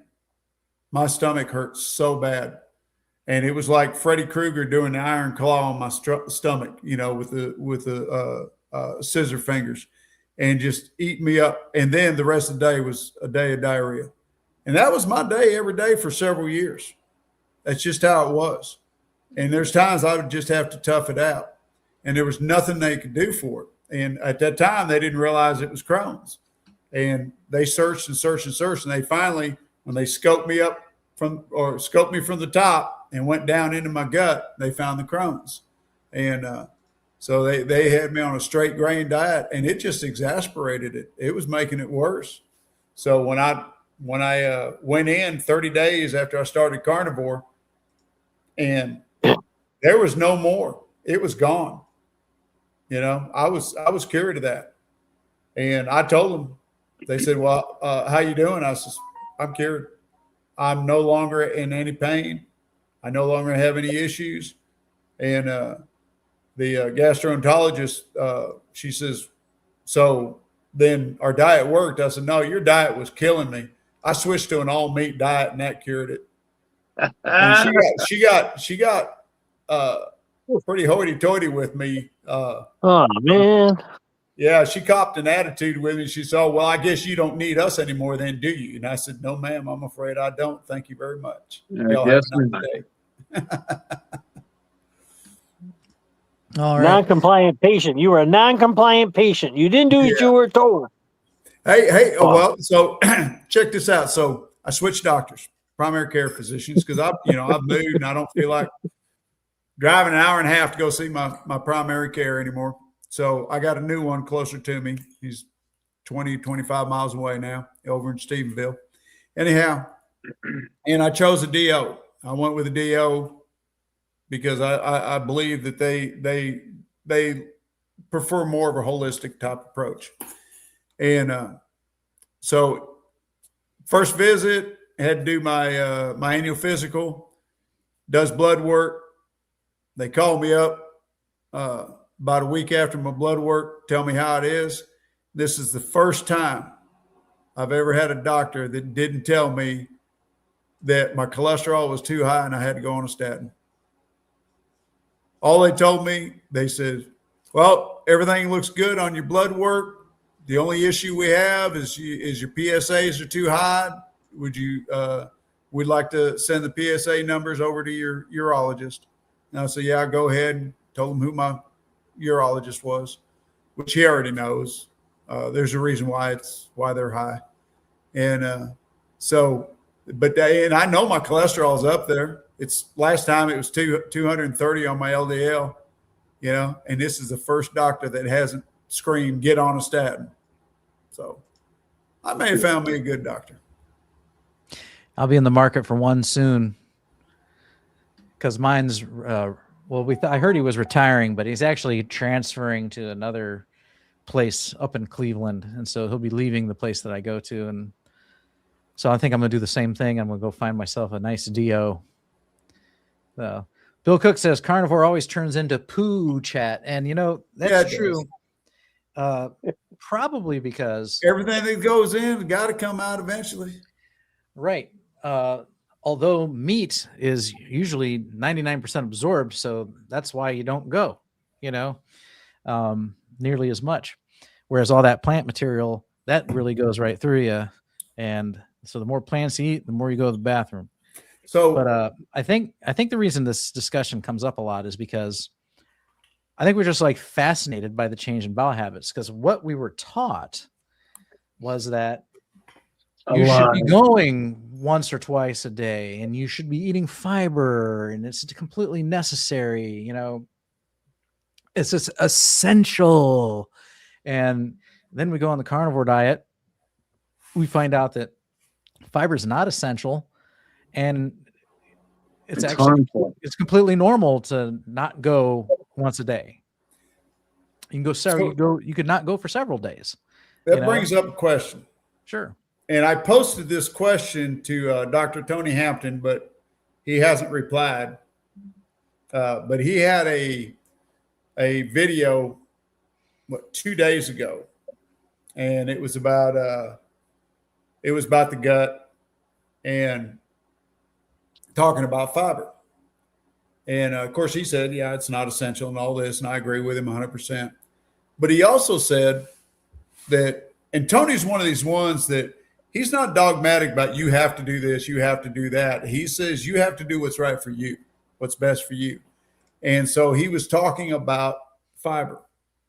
And it made me curious about something, because I have such an issue with constipation. And so I have a question. If anybody knows the answer, either on the panel or that's watching. So if a person like me were to take, let's say, one of these fibers that you mix in water, like Metamucil or whatever, if you can find something that's clean, you're not actually eating a fiber, you're just drinking something that has fiber in it. Yeah, it's usually like psyllium husks or something. Right. Yeah. Would something like that be considered a carb? Would it cause a blood sugar spike? Or is it something that would just pass through you and do absolutely nothing to you other than possibly help your bowel movements? It could possibly stop you up too. That's what it did for me. Okay. Because they keep talking like, fiber is good for moving the bowel. But, when they're talking like that, they're talking usually about the vegetables. That's bulk, and you're eating a lot of bulk. In something like Metamucil, I was thinking, and I may be erroneous on this, but I was thinking that, being something just in a liquid form, you're not eating like broccoli or carrots or anything like that. Would that still stop you up, or would that cause any issues? It can, yeah. Okay. Yeah, there's only one really good study that has ever been done on fiber and bowel movements, let's call it. And I think they had 64 people, and they had 4 groups. And the group that did no fiber had the best results. Yeah. And I can't remember the name of the doctor that did that. I think it was down in Australia, but according to some, Chafee and Bart K both think it's the best study on that ever done, even though it wasn't a real big study. It was a good study.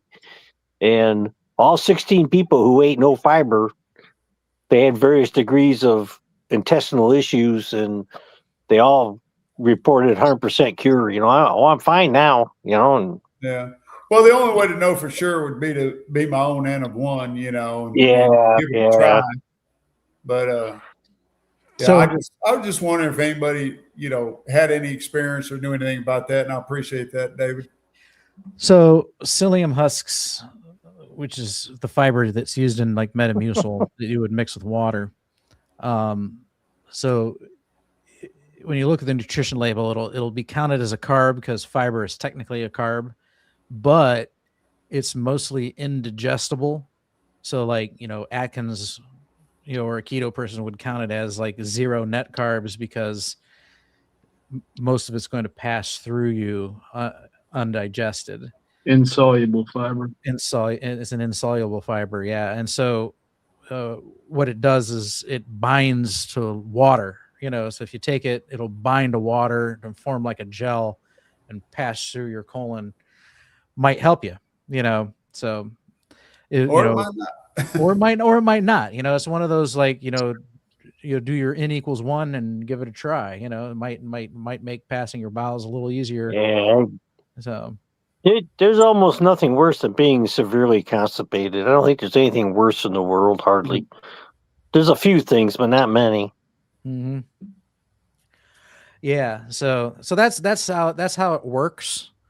I mean, so it is a plant, but again, fiber is an insoluble fiber, so it is gonna pass right through you, and it's gonna have no impact on your blood sugar. I couldn't take those because they stopped me up. That's why I took the Swiss Crisp, which was a senna type of a laxative, an herbal laxative. And I'm so glad I'm off of all of that. So here's an interesting comment. You know what else is good for moving the bowel? Functional peristalsis. I trust Don't know what that is. Yeah, I'd have to look that up. And I've never heard of that. Sounds like a disease or a condition. A lot of people let their bowels go if they get bit by a snake. A poisonous snake bites you. So does eating a bad clam. That'll help move things along too. Trust me, I know. Bryce Biscuit says I did chia and flax seeds while under keto. That was an unmitigated disaster. So. Yeah. I took that stuff too, and I ate so many seeds and everything. It just the more I tried that stuff, it messed me up. Functional peristalsis it's what moves food and fluids through each stage of the digestive process. Without peristalsis, we could neither eat nor poop. The slow but steady progress of peristalsis is also important for digestive health. It gives your body time to break food down for digestion and to absorb nutrients along the way. Cleveland Clinic. Okay. All right. Thanks for looking that up. Sure. Yeah. Let's see here. The number 40 in the Bible just means a long time. I read in the footnotes. I would take it literally, but it is interesting that it's repeated often. Reigned for 40 days, 40 nights. Jesus fasted for 40 days. The number 40 seems to be one of those numbers that recur very often. Like 7. Yeah, 7 always means something holy and perfect or heavenly. 6 always represents something imperfect, man, because it's 1 short of 7, so numbers do have meanings. I'd have to, and 40 did. I just don't remember what it was. I'd have to look it back up again. Retired Rick is eating beef short ribs as we chat. Awesome. All right. Yeah.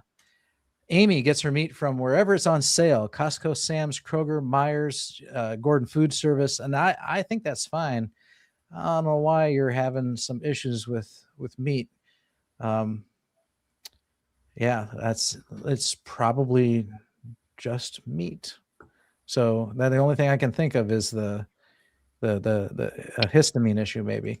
And here's something I didn't know. Heads up, Taco Bell beef is only 88% beef if you eat that. I mean, I know it wasn't 100. I mean, they got seasonings in it, but what else is in it besides beef? That's a good question there. There's a little bit of filler in it. It used to be much lower than that. They've improved it. What else besides beef is in? I wouldn't have any reason. I can't think of any reason in my life that I would ever have to go to a Taco Bell again for anything. No. Me neither. There's nothing to eat there. The only reason people go to Taco Bell is yummy. So, but we're not eating for yums anymore. We're eating for nutrition. No. So. I guess, and AI is still thinking here. I guess in the past there was some soy. Oh wow, no, I just said that. I just saw it. It's still thinking, but I saw that it's 88%. I saw the exact same figure. It's still thinking of an answer, but that's interesting here. Taco Bell now, okay, it changed in 2011 and now claims it's 100% USDA beef. Oh, as a base, okay. It includes water and a seasoning blend. Let's put those tricky words in there. Okay. Oh, so there is some modified potato starch and carrageenan, onion powder, cocoa powder, brown sugar, dextrose, and salt. So, yeah. The older version, pre-2011, included oats, isolated oat product, soy lecithin, maltodextrin, and cellulose. But they no longer emphasize the 88% beef figure in use in the past and now highlight that as 100% premium beef with added seasoning. Okay. So I guess that was true at one point. That's interesting. Very interesting. When I see ingredients like that on a label, all I can think about, this is a science experiment. Yeah. Now, if you want to go to fast food and get 100% pure beef, believe it or not, McDonald's is your answer. Quarter pound patties are fresh, never frozen, and they only have a little salt, little pepper, but it's 100% pure beef. So, and probably most burger restaurants are too. Although I've heard that Wendy's does cook theirs, they lubricate their grill with seed oils, but you won't get that at McDonald's. So no seed oils on the burgers at McDonald's. So, well, thanks for saying that, because I'm not going to Wendy's now. Yeah, that's what I've heard, and I heard that from Kerry Mann. He did a video where they did different. That's very true. Different restaurants got the burgers from like Culver's, Wendy's, Burger King, McDonald's, and he would ask them all to use seed oils. And the person at Wendy's said yes, they coat their grill with seed oils. So, is it enough to make a difference? Probably not, but some people want to abstain. So, yeah. I kind of always thought just a little bit of seed oil not going to hurt you, or just a little bit of this ain't going to hurt you.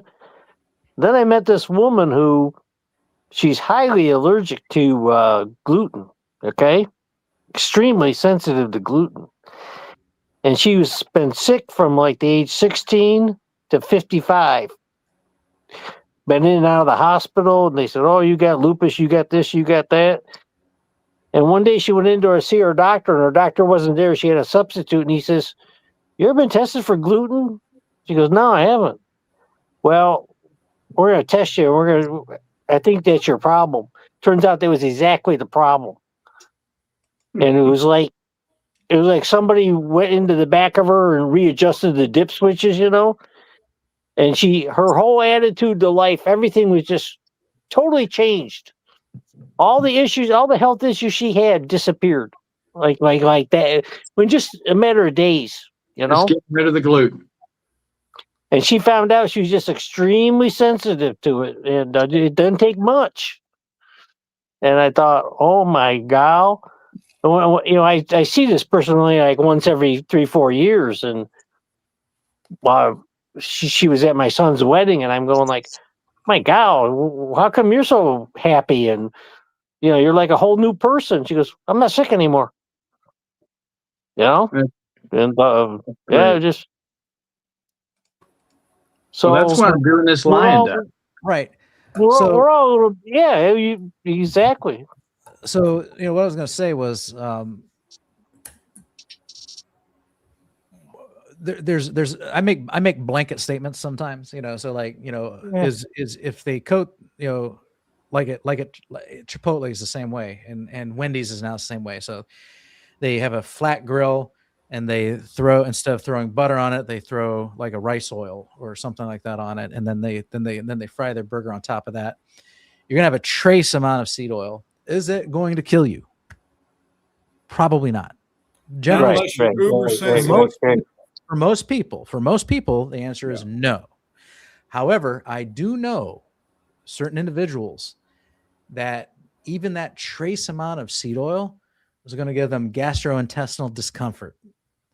diarrhea or something like that. So, there's the, generally accepted as safe, like the FDA would say, but then there are those individuals that it's not good for them, so, if you have a strong and compelling reason to avoid every single trace of seed oil you possibly can, you don't even want so much as half a molecule of it. If that's you, then then don't eat Wendy's, but for the grand majority of people that are on a carnivore diet, you know what? A Baconator with no bun hits the spot. So, yeah.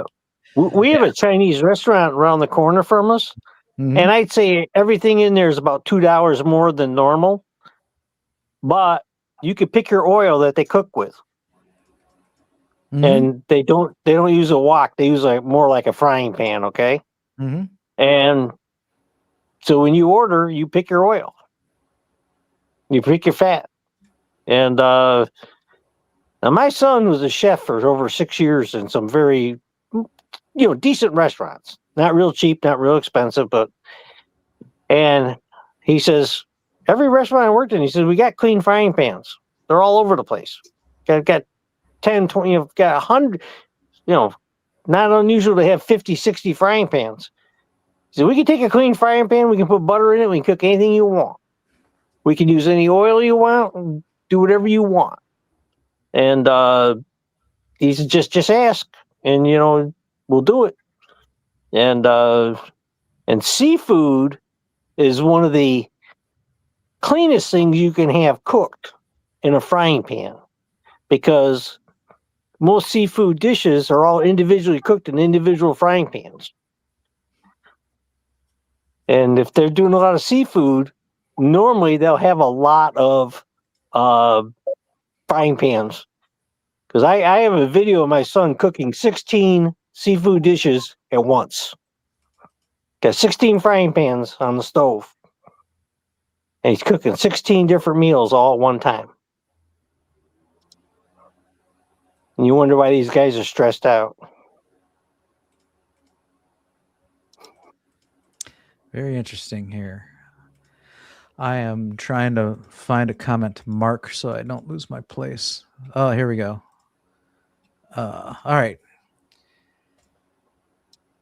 BJ's frozen meatballs have something in them other than beef. It may not matter to most. Stricter carnivore should read labels. Yeah, absolutely. Yeah, actually, most meatballs aren't going to be 100% meat. So you definitely have to read your label and make sure that you are getting something. Any recipe I've ever seen for meatballs will always have some kind of grain in it, bread or something like that. Yeah. When I make my meatballs, I use pork rind panko. Yeah, same thing with my meatloaf. I like to make my own meatballs. Also, I make them in. That's actually a good air fryer thing to do. They go good in the air fryer. Southbridge said those grounded tubes of ground beef are nasty. Ground squirrels in there. Okay, so there's no ground squirrels in there. Hey, there ain't nothing wrong with squirrel. I like squirrel. Yeah, you could eat it. If there was squirrel in there, that's okay. I've eaten a lot of squirrel in my day. Nothing wrong with eating a squirrel, but yeah, I'm just saying, like, for people who are concerned about finely textured lean beef or pink slime, you're going to find it in processed meat products or prepackaged meat products that come from a factory. So that was the reason why I highlighted it. Although the honest truth is that's nothing to worry about. And it was really nothing to worry about in 2011 either, when it was a big, woo-ha-ha in the news, but it's still practiced today. I just think it's interesting how the buzz is worn off and people don't think about it anymore. Here's a question. Do you think I could have a histamine issue to eggs? I still won't quit eating them because I love them so much. You could to the whites. Yeah. Many people that have histamine issues with eggs, it's in the whites. If you can separate the whites and just eat the yolks, you could try that and see if that doesn't help you out. And I've tried that. Yeah, and they get pasture-raised eggs too, not the typical, mass-produced white eggs. So I can't seem to get all of the yolk separated from the white. There's a little bit of white when I fry up the yolks. Yeah, every time I try and separate it, like when I'm making the carnivore ice cream, it says use the yolks. There'll still be a little bit of white in there. Yeah, it's not. I think it's impossible to completely. How do you try to separate separate them? Just in the shell. No. No, how do you do it? How about you, David? I think he's froze. Okay, in my hand. I do it. I do it in water. Crack it, pour it in my hand, let the white drain through my fingers, and all that's left is the yolk. Yeah. Oh, that's interesting. I'll have to try that. You can wash your egg first, yolks too. You Pardon? can wash your egg yolks in vinegar and water. Now I saw a trick, and I've never tried it, but I saw a trick. One of these days, I'll try it. Saw it on YouTube. Somebody cracked an egg and let it drop into a pan, a bowl, or something like that. They rubbed their fingers. I believe it was with some garlic, just a clove of garlic. Rubbed their fingers on it, and were able to reach down and pick up that yolk whole out of the egg whites without breaking it. I haven't tried that, but it's interesting. The age of the egg also plays a part in it. And believe it or not, warm eggs separate better. I wouldn't know all this except for my son was a chef and he told me, he says, do it this way. I go, oh, okay. And also, some of the better eggs have firmer yolks. It goes back to the chicken's diet. Yeah, I can believe that. And if you really want to separate yolks really easy, go to duck eggs. Duck yolks are, I think they're just tougher, but they're very good. Yeah, they are. See, they're not popular here, but in England they have the Campbell. It's really a chicken. They kind of cross the chicken with a duck, sort of. Yeah, I don't know really. But it's called the Campbell chicken, and they lay a big egg, and it's got a beautiful yolk. Oh, find them in Europe a lot. Back when the kids were growing up, I built them a pretty good size aviary, and they raised. They said we had chickens, ducks, geese, turkeys, and we ate all their eggs. And it was kind of cool taking some of them eggs, hard boiling them, and taking them to work for my lunch, and look at the expression on everybody's faces when they see me pull out an egg, that big, big old goose egg. They're huge.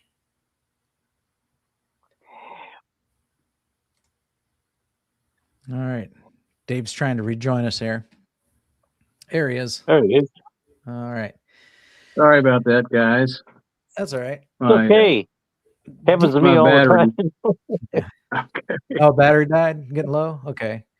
It's at 1%, but it's on the fast charger. It was on the slow charger, and I guess this podcast was using up more juice than the fuel going in. When you're streaming, the phone sucks a lot of juice. Yep. Yeah. So speaking of suck, DS111's solution to separating the whites from the yolks is just suck the white out and then spit it out. Yeah, you ain't right. You ain't right at all, boy. Oh, that's funny. You could Jeanette make asks, a little vacuum machine. What's That'd that? be cool. Oh. You could build a little vacuum machine. Poke a little hole in, in both ends and suck the egg white out. Yeah. There's probably a device out there already invented for separating. There probably is. Yeah. Well, I don't know how they do it, but we have a lot of egg places here in Pennsylvania. And I saw an egg cracking machine. It was cracking 60 eggs a second. A second. Wow. 60 eggs. And I don't know how they separated them, but they would come out egg yolks and egg whites. If they could flip a switch and it would separate them. And it was you have to make your egg white hockey pucks, because they're just, the last place I worked, we made 20,000 white egg hockey pucks every day. 20,000 every day. Wow. We get these big bags of egg whites, and you put them in the muffin tins, and oh God, it's horrible. Jamet asks, how much mercury in canned fish? Tuna, sardines. How often should you eat canned fish? Well, it depends on the fish. Yeah. My understanding now, tuna, because it's a larger fish, can potentially have more mercury. My understanding, the smaller fish don't have near as much mercury. So sardines are considered safe to eat in larger quantities. Also, the price of the fish correlates pretty well with the amount of mercury. And so what happens on these fishing, the way they harvest the fish, nobody wants a small fish. So that goes into your cheapest tuna, okay? And normally the cheaper tunas will have a lower mercury level. And so if you're willing to eat the cheaper tuna, and unfortunately our environment's really screwed up, but Well, I do some tuna fishing. I go down to the Gulf and go tuna fishing. I try to do it every year, but I haven't been able to go for the last couple. But anyways, so we go after yellowfin, and we'll catch a lot of blackfin. Blackfin are much smaller tuna, and we use them for bait for the yellowfin. And the yellowfin, we're shooting for 100-pounders. I've never caught one. My biggest to date is 93 pounds, and that's what we shoot for. But you know, we're allowed 3 tuna fish, 3 yellowfins by law. And so that's not a lot of eating, because you're gonna, that's prime. This is prime tuna. This is ahi tuna, and you're not going to eat it fast. You savor this stuff. So, but I have gone where I haven't caught much yellowfin, and so I will save the blackfin. And then I went here for my son-in-law's birthday. I took him on a tuna fishing trip over to Louisiana, and we went out and did not do well. We got into sharks. We caught a bunch of sharks. I caught a 6-footer, but we got into albacore. We caught a bunch of albacore, and they consider those a trash fish. They don't, because they don't consider them a true tuna. And so, you know, they were using them for cut bait, you know, and tossing them back. I said, keep mine. And they said, you going to keep them? I said, yeah, I'm going to keep them. I don't spend this much money on a fishing trip and throw fish back. It ain't happening. I'm taking some food home. And I got that home, and I'm going to tell you what, I ate that stuff, and I couldn't tell a big difference between it and the blackfin tuna, or to be honest, my palate ain't that sensitive, so it wasn't that much different from the yellowfin. I ate it just the same. It tasted great. I had no problem with it, you know, and all the guys that went on that fishing trip with me, I sent them texting pictures of me cutting that meat up and eating it raw, you know, and told them, y'all just messed up not keeping your fish. They all regretted not eating it or not keeping their fish. And the thing is, when you live where you can get the most premium fish, yeah, you're not going to keep the lesser quality fish. You're going to keep the premium quality fish. I understand that. But for us land lovers, you know, we don't get to do that but once or twice a year, once a year or once every couple of years. I'm going to keep everything I get. If I catch barracuda, I'm bringing barracuda home. And I'm going to tell you what, it's good eating. I smoked that barracuda, and it's good stuff. So, but yeah, the smaller the fish, the less the mercury, from what I understand. Well, maybe I'll move to Texas. Yeah, I'll So tell you. I looked it up. Sardines, canned sardines are like your lowest. And then canned salmon is actually really low. And then your canned light tuna is actually 10 times the amount of the sardines. Bigger fish. But the one that's called albacore tuna, the white tuna, that's actually even higher. That's 3 times higher than the canned light tuna. Really? Yeah. Right. Yeah. Yep. And it's Yeah. more expensive. And then it said for, as far as how much you should eat, for the low ones, 2 to 3 servings a week. For the moderate ones, maybe 1. Then avoid high mercury fish like king mackerel. This says avoid king mackerel. And then if you're pregnant, then you might want to also be careful about how much of this large fish you're consuming. And me, I can't stand, I really don't like any fish out of a can. I just don't care for it. I like tuna fish. Once you fished for it yourself and you catch fresh fish, you don't want anything out of it. Yeah. I like to open up a can of tuna fish and mix it with some mayonnaise and mustard and have tuna fish. See, I'll go to the store if I haven't been fishing down at the coast for a while. I go to the store and I'll buy ahi tuna. Mm-hmm. I'll go to like HEB and buy ahi tuna, or I'll buy some shark steaks or something, or some swordfish. I want it as fresh as I can get it. I just can't stand that canned stuff. The only canned fish I ever had that I liked that was good was when I was a kid and we lived in Alaska. And before we were getting transferred down to Texas, Dad and I, mainly Dad, I was still pretty young, but all we did for 3 months prior to getting transferred was go salmon fishing. And in Alaska, when you catch an abundance of salmon, you take it to the cannery and have it canned. Just like down here, you kill a deer, you take it to the processor and have it processed. Up there, you take your fish to the cannery and you have it canned. And it's all labeled with your name on it and everything, so you're getting your fish back. We brought back several cases of canned salmon that we had caught. And that was good stuff because it was fresh. Now I got to go to Alaska. Out of the can cold.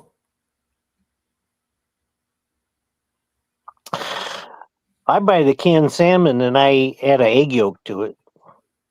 Then I get the frying pan going with butter. I kind of make a patty, if you will.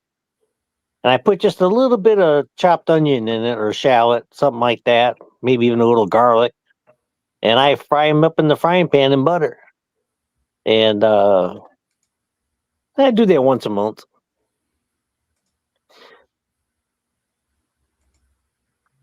But I don't go near sardines. I don't do any liver. I don't do any of that stuff. Kidneys, heart, forget it. I want to try different organ meats, so I'll do liver once in a while. We got chicken hearts. The wife got them for the dog, boiled them up. The dog didn't want them. I had a few, and they were actually pretty good. And but I've never tried I've never tried beef kidney, beef heart. I had beef. You go tongue, to Switzerland and beef tongue Switzerland tacos. and you go to Switzerland and Germany, and they have a lot of recipes where they take the liver and they grind it up and they cook it with parsley and butter. Then they add breadcrumbs and Parmesan cheese to it, and they roll it into like a meatball, and they cook it in a broth, and it's called liver dumpling soup. Or if it's got less of the liquid, then it's liver dumpling dressing. And my grandmother came to this country with that recipe. So I never had American stuffing for Thanksgiving. I didn't have the traditional stuffing. We take the turkey liver and grind the day whites out of it, cook it in a cast iron frying pan with butter and parsley. And I mean a lot of butter and a lot of parsley. Then they'd add breadcrumbs and Parmesan cheese to it and cook them around the turkey in the juice. Mm-hmm. And they'd swell up nice and light and fluffy. And oh my God, they were good. But no more. I was just looking in my freezer to see if my butcher had kept any of my livers whole for my cattle.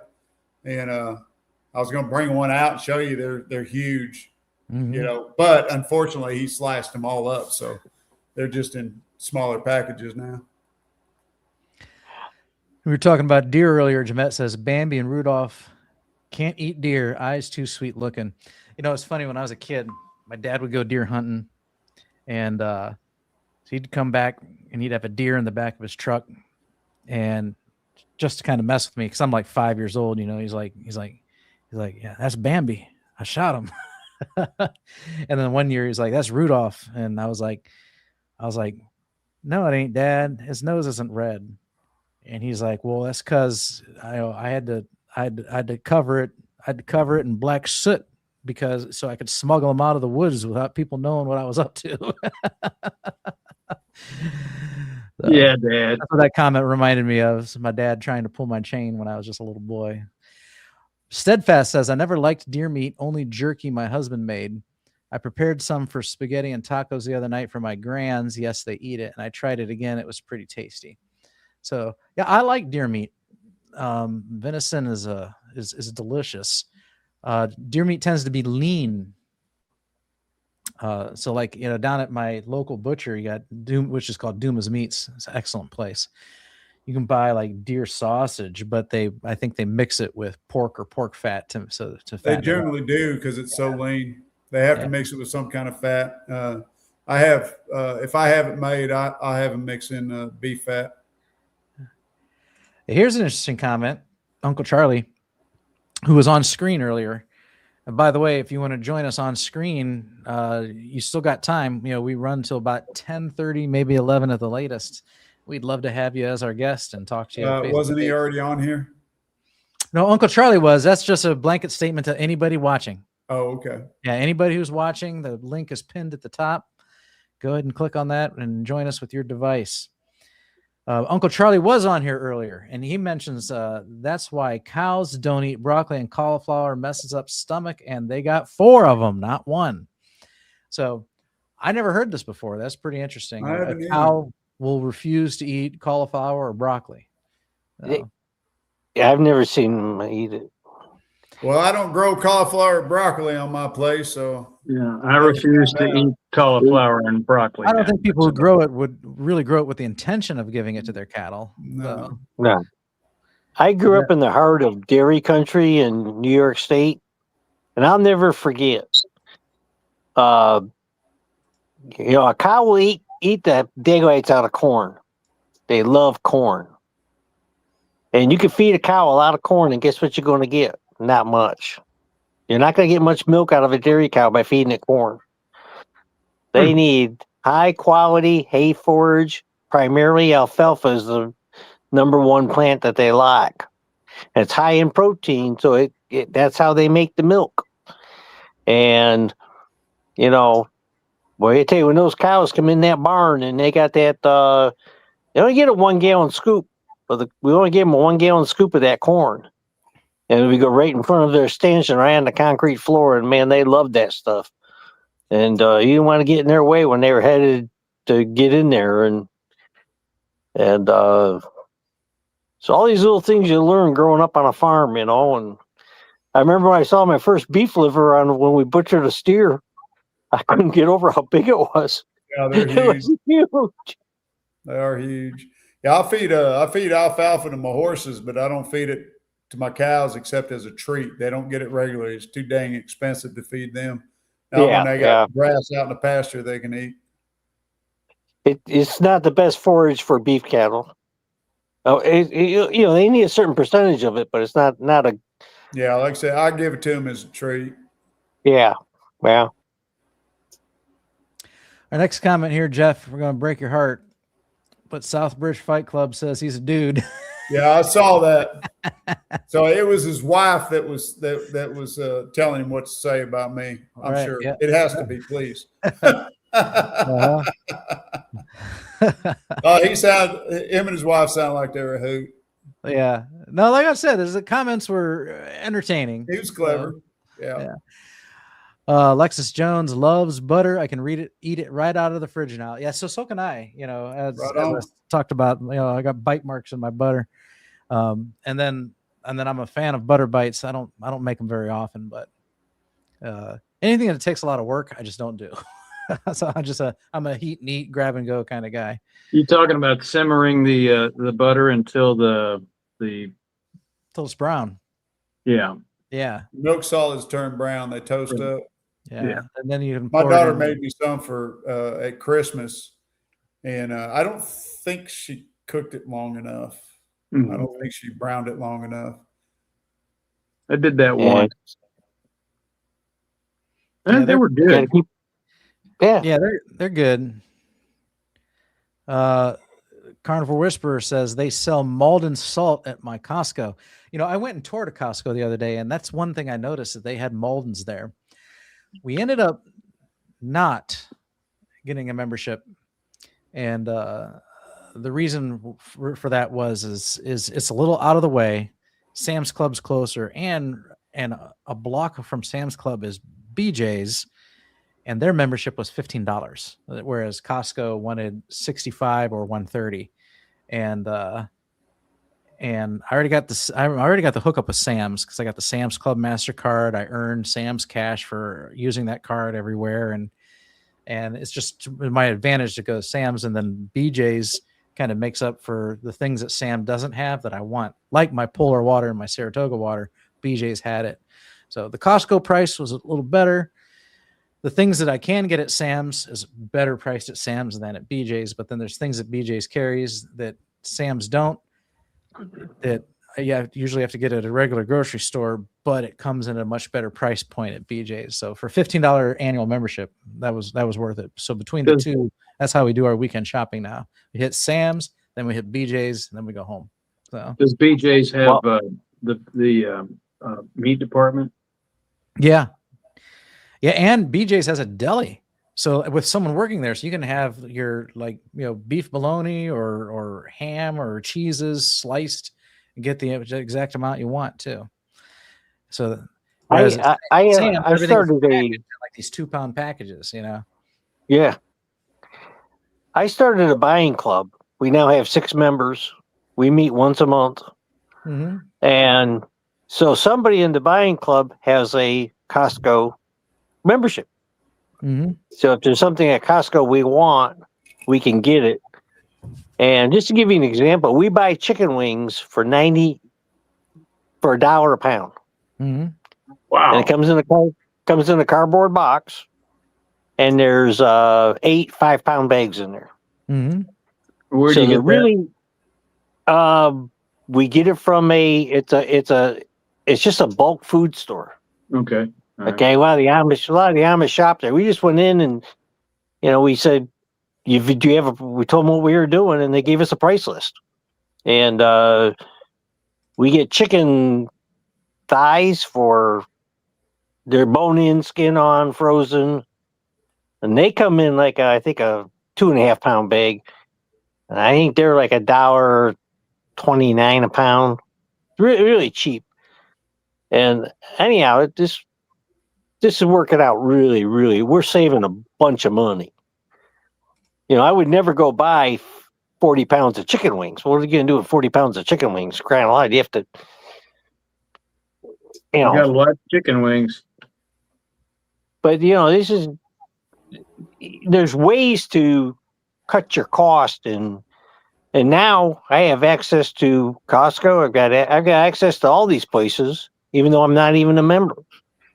If somebody goes and buys it, and we divide it up, and we're keeping it very simple. We don't, if let's just say it comes in a 2-pound package, and we'll get several 2-pound packages, we get a discount. We don't do anything less than the 2 pounds. We're not going to divide it up. We're not going to get the scales out. We're not going to get the plastic bags out. So what we have is members make their own side deals. Hey, I want that. And we had this one lady. So she took her chicken wings and she rebagged them into 2.5-pound bags. And, she was buying them for her family.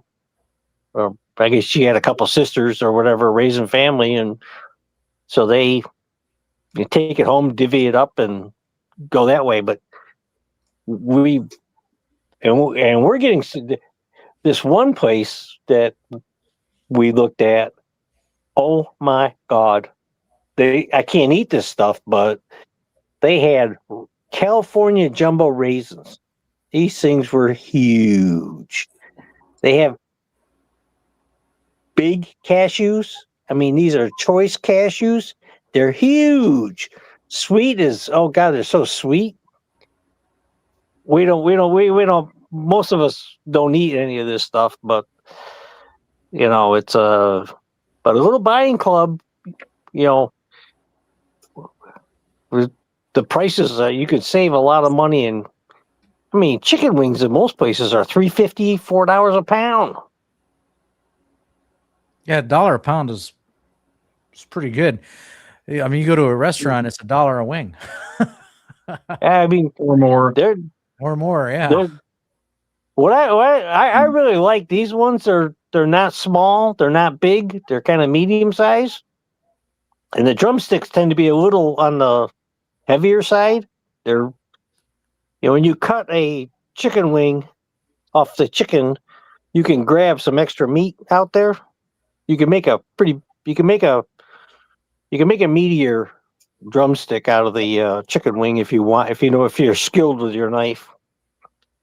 And these tend to be like that.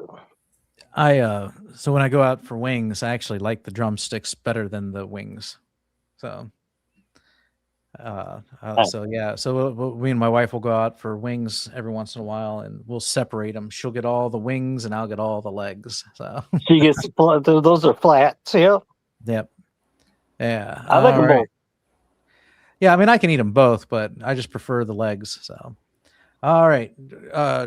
Rick asks, how would a person know they had colitis? So for me, it was I just realized that like months and months went by and I hadn't had a solid stool since I couldn't remember.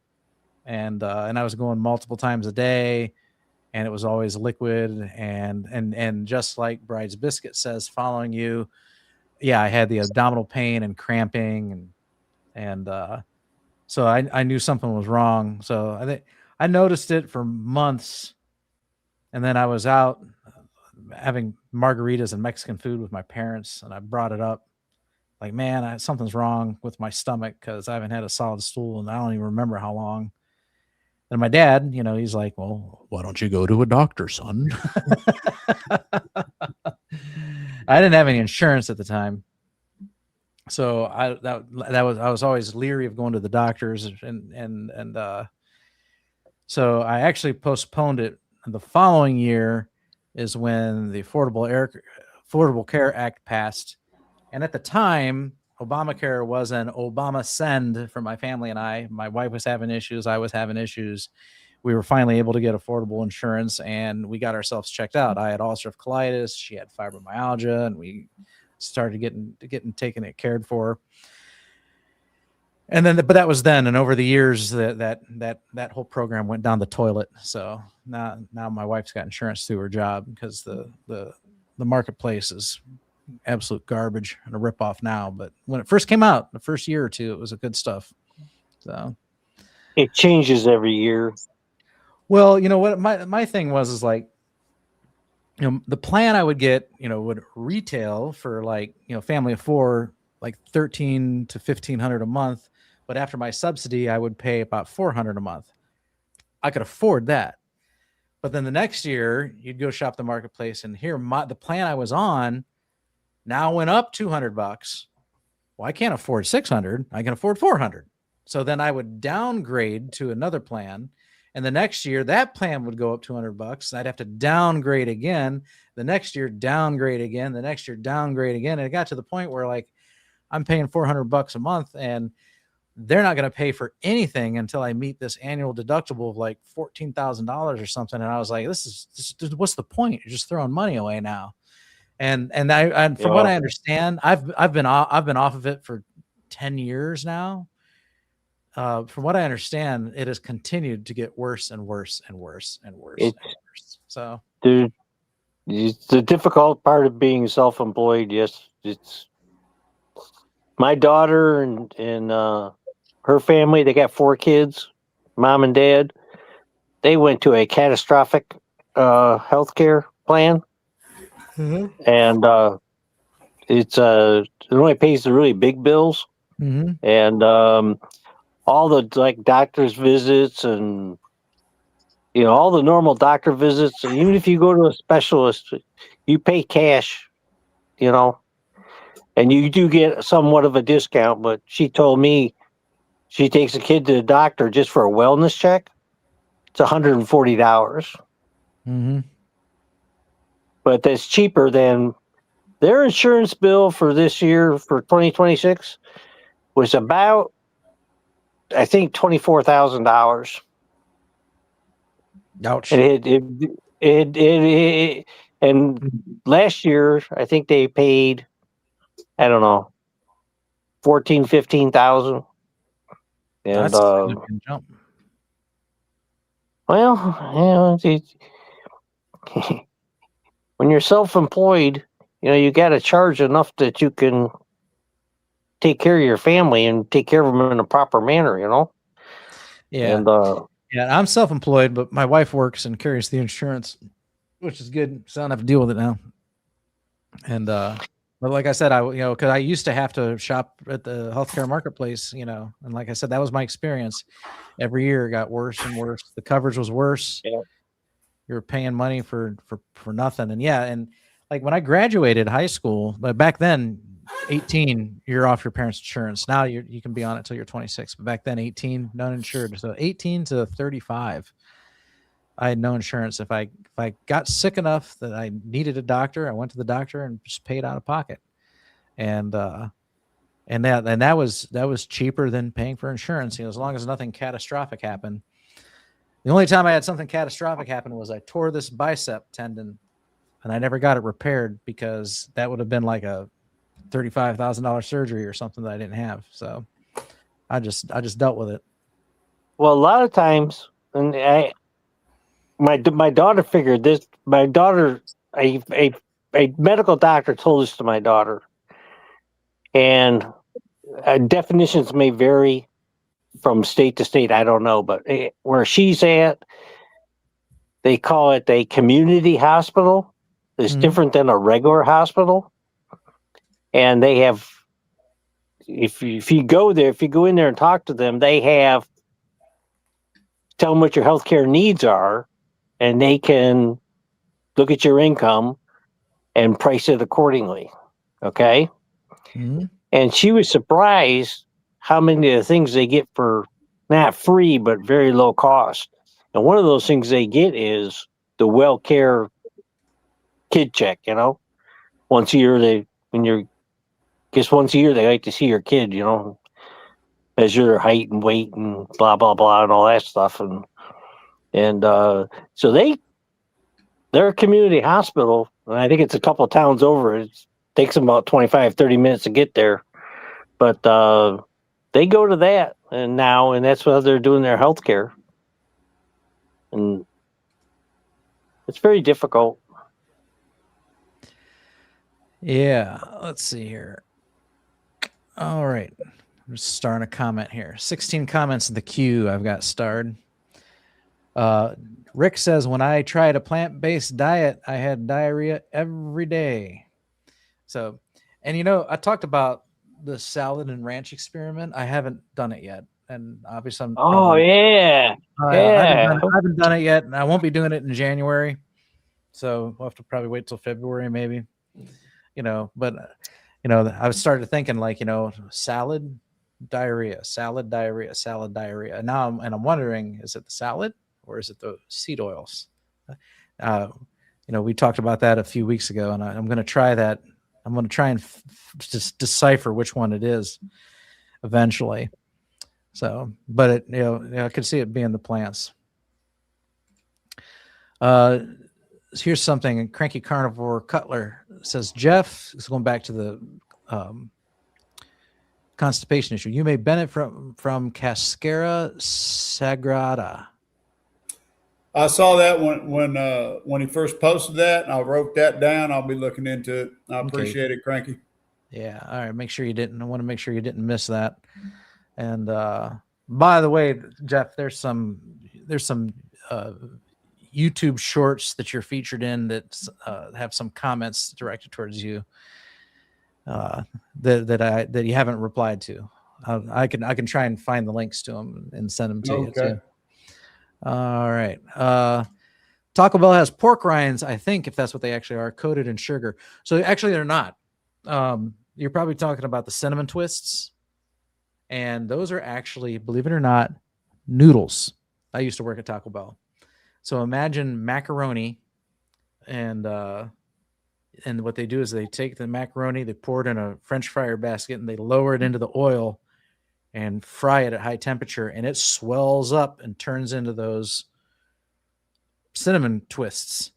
And then they take them out and you dump them in a bag full of sugar and cinnamon, and you shake it all around, and then you put it into a little, you portion it out, put it under the heat lamp for when people order it. What's that? It sounds disgusting. Disgusting. Yeah, it is, but that's what it was. And when I was 17, I'm like, oh, that was kind of cool. Can you believe that this is actually just a spaghetti noodle? And then now you learn something every day. Yeah, that's how they God make it. Almighty. Yeah. Jamet asks or says, or no, it is a question. Bob, true as Dr. Barry says, good. I heard an In-N-Out burger is pure. So this goes back to the McDonald's thing. Yeah, he's got a short. A lot of carnivores have shorts of them driving through McDonald's ordering just the beef patties. Completely okay. I made a video on it. You would not believe the comments on that video. There's people that just flip out and try and tell you that there's, cardboard in McDonald's burgers, there's squirrels, there's human flesh, there's children. It's so funny, the amount of stuff that they try and say is in a McDonald's burger. It's just beef. So Charger Mopar says the Whopper is a wimp compared to my heart attack burger. True. That's true. We're gonna have to do like you and Amy did and have a video where we make heart attack burgers. I'm all in. So Lexus Jones asks, what did you guys eat for dinner? So I've had no dinner yet. This morning I made 4 of my sausage patties before I left the house. On the way to work, my son wanted Sheetz. He gets a chicken sandwich at Sheetz. And Sheetz now has these keto cups. So they got sauce. They got 3 kinds of keto cups for like $3.99. There's a sausage and egg and cheese one. There's a Mexican one, which is the same thing, plus they add some pico. And then there's another one that's got the caramelized green pepper and onion, sausage and egg too. So I had a keto cup with the egg, sausage, and cheese. And that's all I've had today. And that was at like 9:30 this morning. So I do feel like eating. And when I get off of here, I'm going to eat a little something. 2 days ago, I cooked, slow cooked 2 big old chuck roasts. Got them nice and tender. And I've been eating on that for the last couple of days. And this evening I had, and when I make it, of course, it'll produce its own liquid fat, because it's fairly fatty meat. But I also put a stick of butter in there with it. And so there's always the congealed fats in there, but then there's also the butter. So I make sure when I dish up a bowl, and I'll use a bowl, I'll dish up that pretty good chunk of meat, and I'll make sure to put a bunch of that congealed fat in there. And so when it heats up, I get that liquid. So every bite has got that liquid in it, and whatever's left over, that liquid, I'll take some pork rinds and I'll put pork rinds in there and soak up that fat with the pork rinds and then eat that. And that's what I had for supper today. Man, that sounds great. Now, how do you cook your chuck roast? These I just stuck them in the crock pot. Okay. I put about just enough bone broth in the bottom of the crock pot, and just to add some lubricant, and then put the steaks on top of that. And I seasoned them with salt or the chuck roast, and then put a stick of butter on top of that. Turn it on high, for however many hours. Sometimes I'll do it at night before I go to bed and just turn it on low and let it cook all night. But these I did about 9 o'clock, and they were ready by probably 5 o'clock. Oh. And it was 2 big chuck roasts in that crock pot. You really, if you got the time and the wherewithal to do it, it's best if you can take them and put a good sear on them, a good hot sear on them. But, chuck roast, pretty good sized chunk of meat. If you don't have a flat top, it's kind of tough to do unless you cut it up. But I didn't even sear these. I just put them on the way they were. Another way, if you got a smoker, you can smoke them just like you do a brisket. What did you cook? About 5 pounds? Probably. I didn't look at the labels to see how big they were. I just came across them in the freezer. They'd been in there for a little while, and they weren't meat from my cows. They were meat from Costco that we'd bought a while back. So Was it the 2 of them in the package? yeah, there's 2 of them in the Yeah, package. that's I've gotten those at Costco when they have a good price.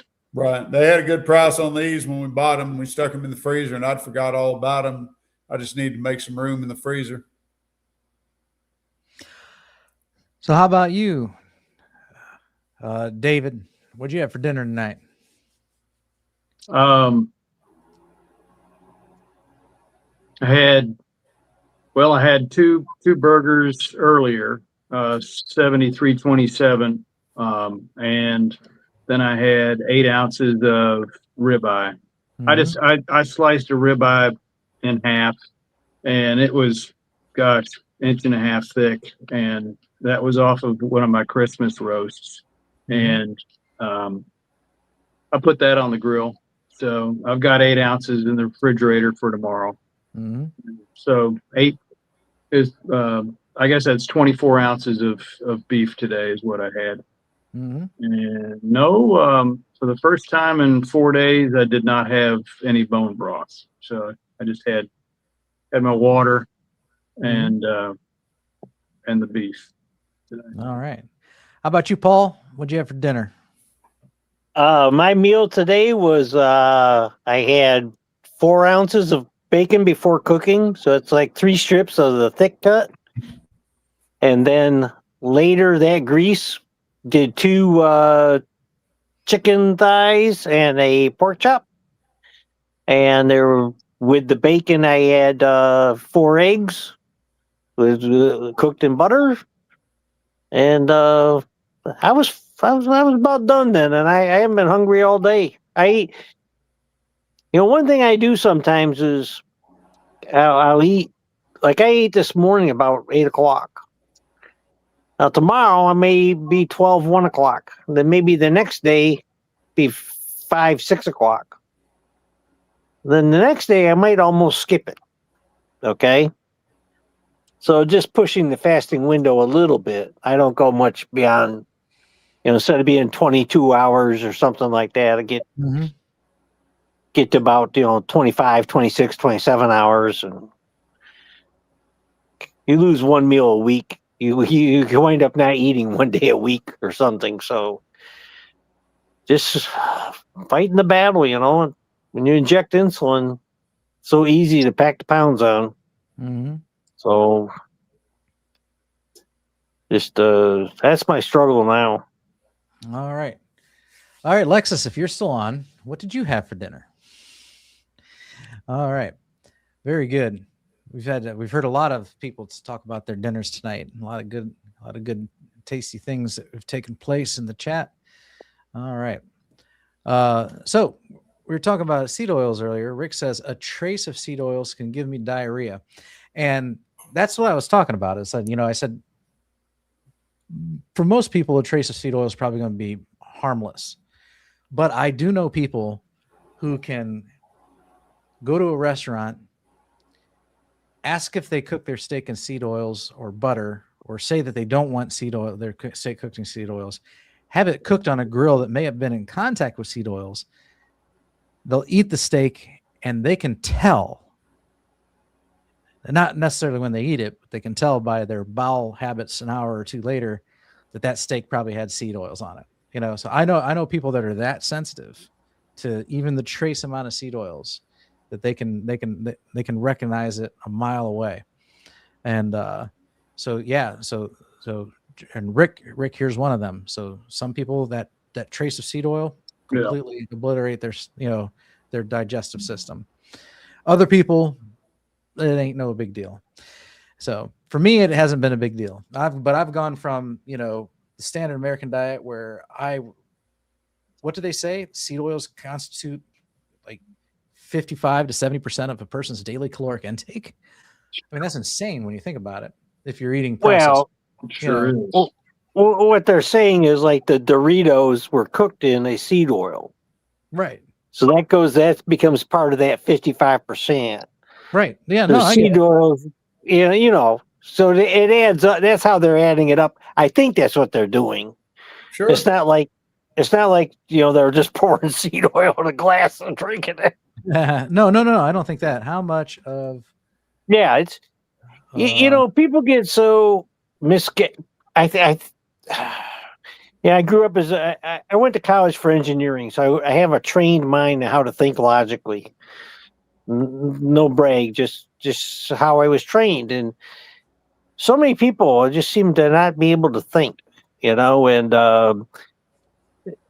but also you have to understand when it comes to our dietary habits, it's so hard to lose weight for most people. That's why Weight Watchers is still in business. That anytime you talk about anything about diet, you automatically think it's going to be difficult.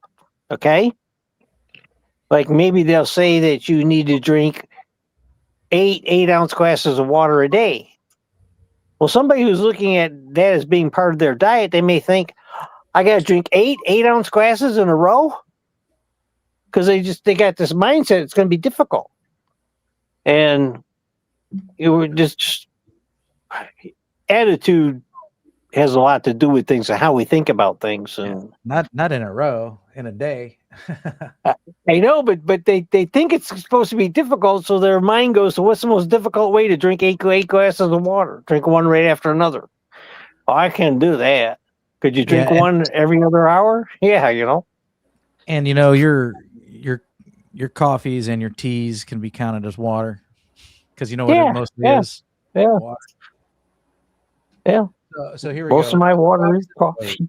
Here's the deets. Approximately 20% of the average American's caloric intake comes directly from seed oil. Wow. That's still a lot. Mm-hmm. So this estimate comes from analysis of USDA data on added fats and oils, which are predominantly used oils in the U.S. Soybean oil alone accounts for the largest share. 10% of all calories consumed. So I think that's an extremely low estimate. Yeah, it says anti-seed oil perspectives will often cite 20 to 30% or even as high as 35% based on their claims. It's hard to find anything that doesn't contain seed oils or is cooked in seed oils or is not covered in seed oils. Right. But no, 20%, that would make sense. So, because like your Dorito was fried in seed oils, it's going to contain seed oils, but it's still mostly corn. Like that Dorito, a fifth of that Dorito is not seed oil. So. And, I can remember 20, 30, 40 years ago, farmers were looking at growing soybeans and pressing the oil out of it. So they're going to buy a seed oil press from China. And it was like $8,000 investment or whatever it was. And you got electricity to run the motor to run the press. And they're going to make their own diesel fuel. Okay? And because when Randolph Diesel built the diesel engine, he ran it on vegetable oil. Okay? Peanut oil. That's what he designed it for. Yeah. Yep. And, he was... And bingo, the diesel, he tried to come up with a fancy name. His wife said, your name is Diesel. It's a diesel engine. Okay. And walked into a bar in London and sold it. And the Bush brothers bought it. It was quite popular around here for a while, making your own diesel, until it got too popular. And, all the fast food joints, when they change out the oil, they have to hire somebody to come get the oil. And so it was costing them money. So those that were making their own diesel, and you could rig up a setup for making your own diesel for about $3,000. And so it would pay for itself pretty quick with high diesel prices back then. This is when diesel was first going over, getting above gasoline, because used to be diesel was dirt cheap because it wasn't refined. And when they started supposedly refining it and removing the sulfur from it, it started raising the price up. So anyhow, so those that were making their own diesel were able to go to the fast food joints and get the grease from them for free and then go manufacture their own diesel. And they'd have to add cetane to it or something, so it wouldn't gel up in the wintertime. But it worked. You could always tell when you was behind a pickup because it smelled like French fries. You get behind a pickup that made their own diesel, it smelled like French fries every single time. Or a donut shop. Or a donut shop. And I knew several people that were doing it, and I almost did it. But at that time, my wife didn't want to cut loose with $3,000 for me to buy the equipment to manufacture my own. And it's a process. It's a process. I worked with a guy that did it, and he took in his trunk, he put an extra fuel tank, okay? And that's where he put his homemade diesel in.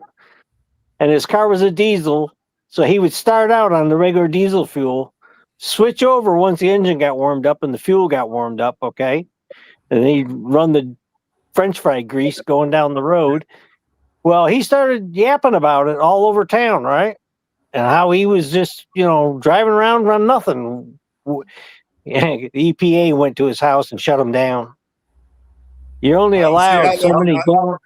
I'd be curious to know how they can do that because, man, it was a popular thing. Everybody was doing it, or a lot of people were doing it for a while there. And what got a lot of people to stop doing it, besides doing the process, I got a little tired of it after a while, But the main thing is once it became popular, then the fast food joints didn't want to give their oil away anymore because they saw an opportunity to make money. So they started selling it. Well, then it wasn't worth buying. Yeah. DS111 says, I remember before when I was eating the standard American diet, getting dangerously sleepy during afternoon commutes. Did that happen to you? Absolutely. So to me, yes. I almost wanted to call it narcolepsy. Sometimes I still call it narcolepsy. But I used to drive home from work, and usually it's a 45 minute to an hour drive from a job site. And I would get almost home, but I couldn't make it. I'd have to pull over into a grocery store parking lot, kill the engine, lock the doors, and go to sleep. And I'd take like a 30-minute power nap, and then I could make it the rest of the way home. One time I ran into stopped traffic, and I fell asleep behind the wheel, and my foot came off the brake, and I rolled forward, and I bumped the guy in front of me, and had to pay for his bumper. So I used to fight this all the time, every day, trying not to fall asleep on my way home from work in the mid-afternoon. And Carnivore cured that. So now I don't have that issue anymore. But yeah, that was a serious problem for me. Yeah, I had a 45 minute drive home, and I drove a van pool for most of my career, over 30 years. And so I had a lot of people depending on me in that van to get them home safely. But I experienced that, getting tired, and wanting to nod off, and I'd have to really fight it. Speaking of which, I'm getting sleepy. Yeah, we're going to stop. I'm going to stop at 11. So that's 13 more minutes, and I got 12 starred comments, and the comments are slowing down, so that's good. Go ahead. Are canned fish really wild caught? If you were going to excuse yourself, go ahead. I didn't mean to cut you off, David. That's okay. Yeah, I know what you're getting at. It's bedtime. So I may be cutting out. It's good to see all of y'all. Okay. You too, Yeah, buddy. you too. Be good. Well, thanks for joining, and we look forward to seeing you again maybe next week.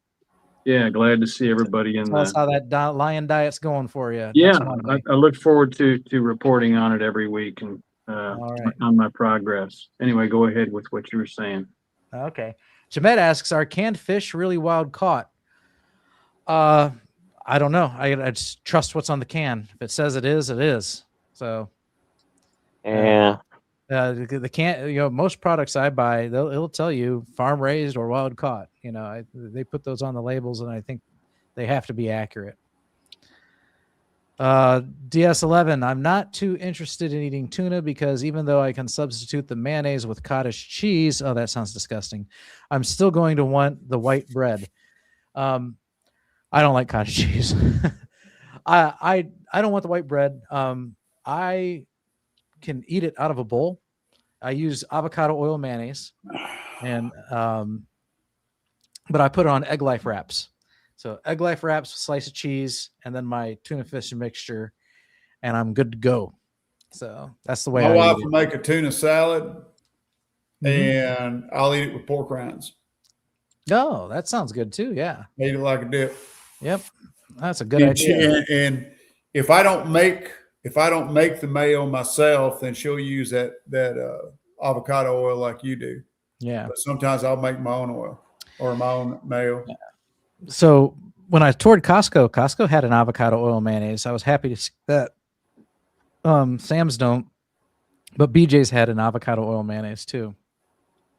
So I usually get Sir Kensington's. Right now, I think I'm using Choice. That's what we're using. We get ours at Wally World. Yeah, it's either Choice or did I get the? I might have got the Primal Kitchen. I'm not sure. So Maybe that's what it is Primal Kitchen. Yeah, it's one of them. I think it's Primal Kitchen. Now that you mention it. Yeah. I keep brown butter bites in the freezer at all times except for now. Only tallow bites, not the same. Yeah, I don't know. Can you brown tallow? No, so you're just basically melting the tallow down into little cubes. Tallow's got a really high smoke point. Brown butter has a low smoke point because of what you're browning is the milk solids. Yeah. Yep. In the butter. Tallow is going to be pure fat. Yeah. So it's got a high smoke point. Now that the ones my daughter made for me, I've never made them yet. I haven't yet. I still need to. I need to get some molds or something. But the ones my daughter did for me, she fried up a bunch of bacon crispy, chopped it up, and put it in there.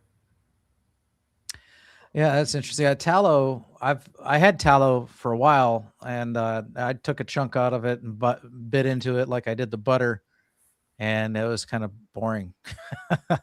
It needed some salt or some allulose or something. I don't know. Everybody talks about how it tastes caramely, and the ones my daughter made for me did not taste the least bit caramely. They were kind of bland. Mm-hmm. I ended up using them not to eat them as a snack, but I ended up using them to melt over my steaks. I use it as a topping. Mm-hmm. Bill Cook says he gets free beef fat at BJ's. That's interesting. I wonder how you do that. Just go ask. Yeah. And just depends on the store. You got any leftover fat? You got any fat trimmings you want to get rid of? I guess it wouldn't hurt. Go try it and then try working on your tallow again. See if you can't get it right this time. Yeah, I tried to. I was like, I got impatient and I cooked it too hot, too fast. Yeah, you can't do it. It's got to be low and slow. Yeah. Linda says, you got me on Saratoga sparkling water. Man, that stuff is delicious. And I'll tell you what I like about it is aggressive in its carbonation.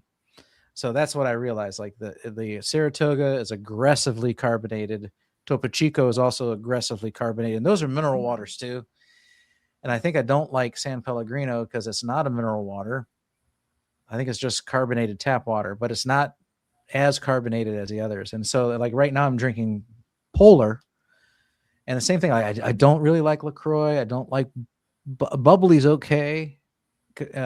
Should be with that name. Waterloo I don't like, but Polar is aggressively bubbly. It's aggressively carbonated, and that's where I really like is that fizzy bubbles. I like those coming out strong.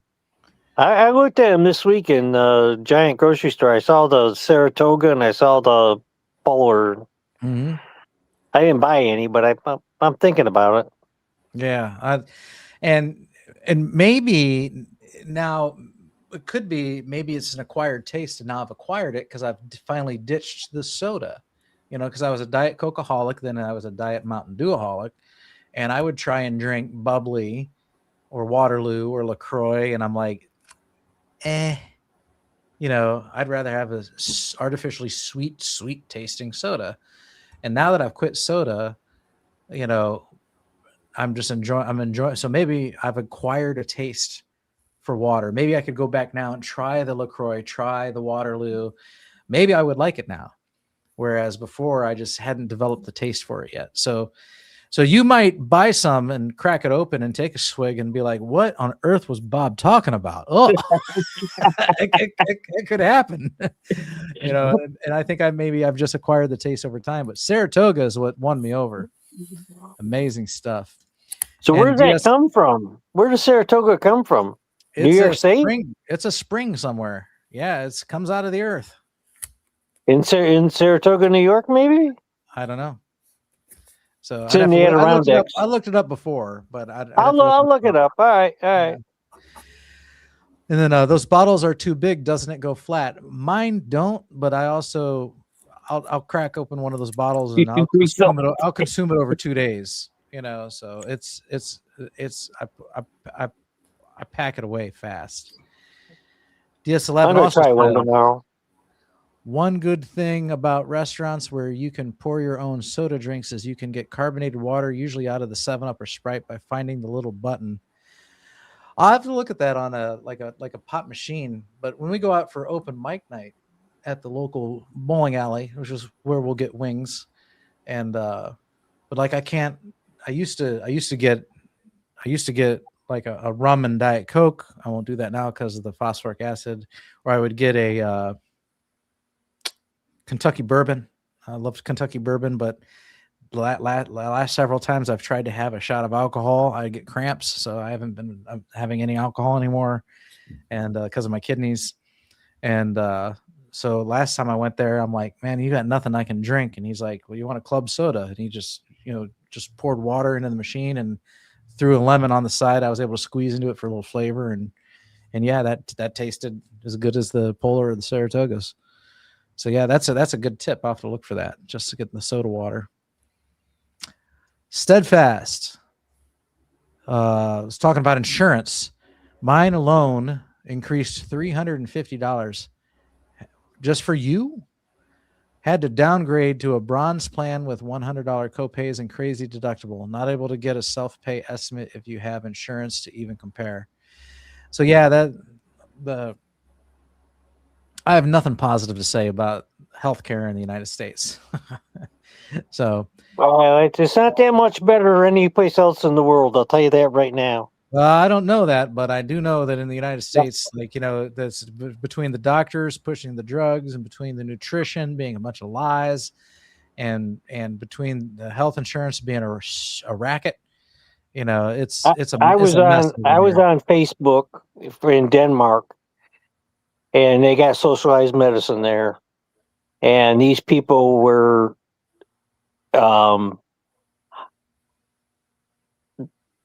insulin was like unavailable, and they couldn't afford it. Mm-hmm. And here in the United States, I don't know, some states have laws. You can only charge a diabetic so much for their insulin per month, and for Medicare, it's now capped at $35. That's the maximum you can charge a Medicare patient for their insulin. Okay. Other countries don't have that.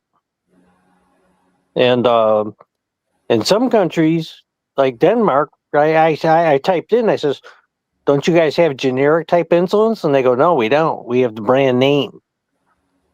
And they're made right in this country, and we can't afford it." And I was kind of surprised, because you hear all these things about, how great socialized medicine is in all these countries. Well, in England, you get 10 minutes with the doctor. That's it. I get 10 minutes with my doctor, and that's it. Well, I'm just saying they've got it divided up. But where you live is where you go to the doctor. You don't have a choice. You are assigned a doctor, and each doctor has 4,500 patients. That's how England is set up. That Coach Stefan, he talks a lot about this on his channel, and that's how it is. And sometimes you wait. If you want a certain operation, if you need a certain operation, and you can wait, well, you're going to wait. It's not quite like America, and I will say one thing: the Europeans are ahead of us in food quality. Okay, they've taken out the dyes. You know, these fruity cereals, I forget what they call the things. They got the little whatever. The colors are not as bright at all. They don't use the food additives that we use. You know, you cannot buy Skittles in Europe. They're not available in most European countries because the food dyes. And you know, many countries, when you buy a Snickers bar in Canada is not a Snickers bar in America. They're two different candy bars it's because of government regulations on the ingredients. And it's the same thing when you go over to England and Ireland. A lot of this, they're ahead of us as far as what they restrict in cereals. You know, what we put into our food chain now. Oh my God! It's how they harvest. It's how they harvest wheat. They spray it with Roundup. Even killed wheat field goes through the combine faster. All right. So, I definitely am familiar with the food quality being better over there. As far as the healthcare stuff, that I wouldn't know. I'd have to research it. So, Steadfast. I have sprinkled allulose and cinnamon on pork rinds. That actually sounds like it might be interesting.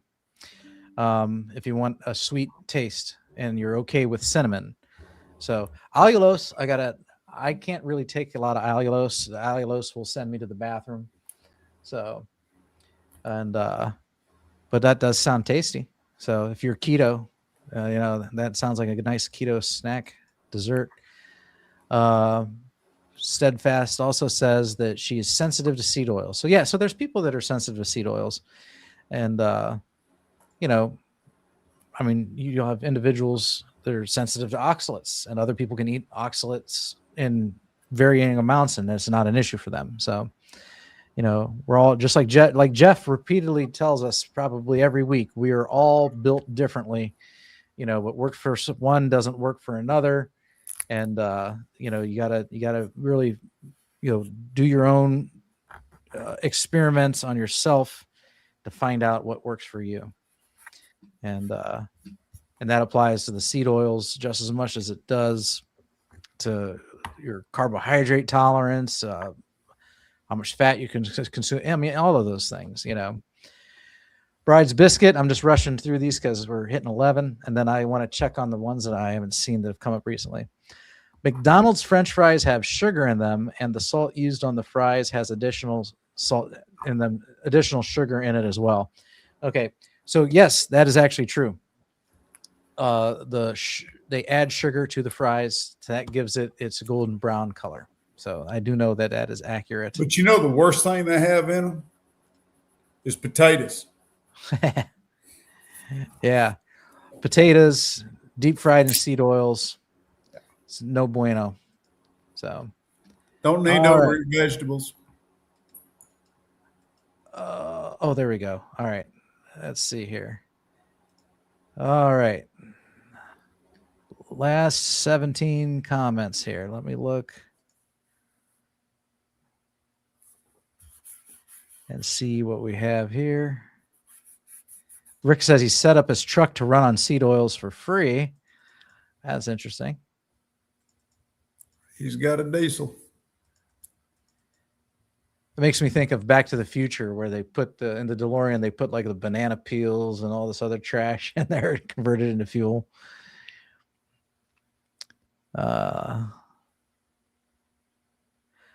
Free Thinker says, thank you, everybody.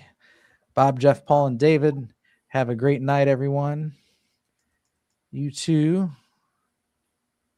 I just use clean organic mustard and mix the two in a bowl. Yeah, that works. Sounds good. I think the Saratoga bottles are too big. Now, they do make smaller ones. They do make either 12 or 20 ounce bottles that are single serve. But the ones you usually see at the store are the 28 ounce bottles. So, sparkly mineral water just is for me too. Let's see here. The button I'm referring to is a tab that you actually pull towards you next to where the drink comes out. Let's see here.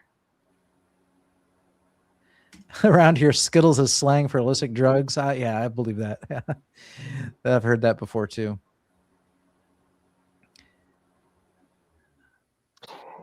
Here we go. The bottles that she buys are just 16 ounces. See, I haven't seen 16-ounce bottles locally. I've seen them on Amazon, but yeah, so there you go. The single serve size. That's why I've got the Polar also, because like I drink the Saratogas at home, but I'll take the Polar with me, you know, when I'm leaving the house because it's a single serving size. All right. Okay. Well, that's it. All right, we're done. So I'm done bringing chats up onto the screen. We got through all the questions. We got through all the chats. Thank you, everybody, for keeping Thank you very much. lively tonight. Yeah, everybody in the chat, your contributions to our discussion is golden. We love conversing with you. And to everybody who's jumped on screen, like Paul and Jeff and David tonight, and our new guest, was it Uncle Bob? Uncle Charles? Charlie. Uncle Charlie. George. Wasn't it George? It's Charlie. I don't know. It's Charlie. Uncle Charlie. I could scroll back up and maybe I can't scroll back up. We flunked the memory test. Charlie sounds right. But now you threw out like 7 different names, and now I'm not sure. Well, I'm sorry. I think it was Charlie. Yeah, I think it was Charlie also. So which one should I try? I guess I'll try the Saratoga tomorrow. Yeah, so Saratoga is just like plain water, no flavor. You know, if you got some maybe some lemon, lime, or lemon concentrate, you can give it a little, citrusy twist to it if you want. And the Polar one they were all flavored. I didn't see a plain one in the store. Yeah, so the Polar is carbonated water and natural flavors. So some people see natural flavors on an ingredients list, and that's like voodoo, man. They want to stay away from it. So do you like the Polar? I like the Polar, yeah. So and most of the flavors are good. The only one I don't like, I got one here called Orange Vanilla, and that's got this orange creamsicle taste, which I've always hated even since I was a kid. So it's nasty. But they've got pomegranate is really good. Yeah, I saw they had quite a range there. Yeah. Okay. But it's good. It's just carbonated water. So I think it's delicioso. Yeah. And like DS111 says, Topo Chico's good. Topo Chico's plain is good. Topo Chico's flavors are good. I agree with that. Topo Chico is also up there on my list of delicious waters, whether it's flavored or not. But that's it. Thank you, everybody, again. Everybody have a great night. Remember, we've got the January World Carnivore Month thread on Carnivore Talk, and we're going to do a giveaway. Every comment you make on that thread counts as an entry, and we'll do a live member. Well, it might be members only, but we put all the entries on a wheel, and we spin the wheel and randomly pick a winner at the end of the month. And you can get on it for free just by posting. And you can also get on it by being a member of the channel, things like that. All those details are going to be forthcoming. That's it. We'll see you over there, and we'll see you next Monday. Have a good night, everybody. Good night, y'all. Yeah, be good.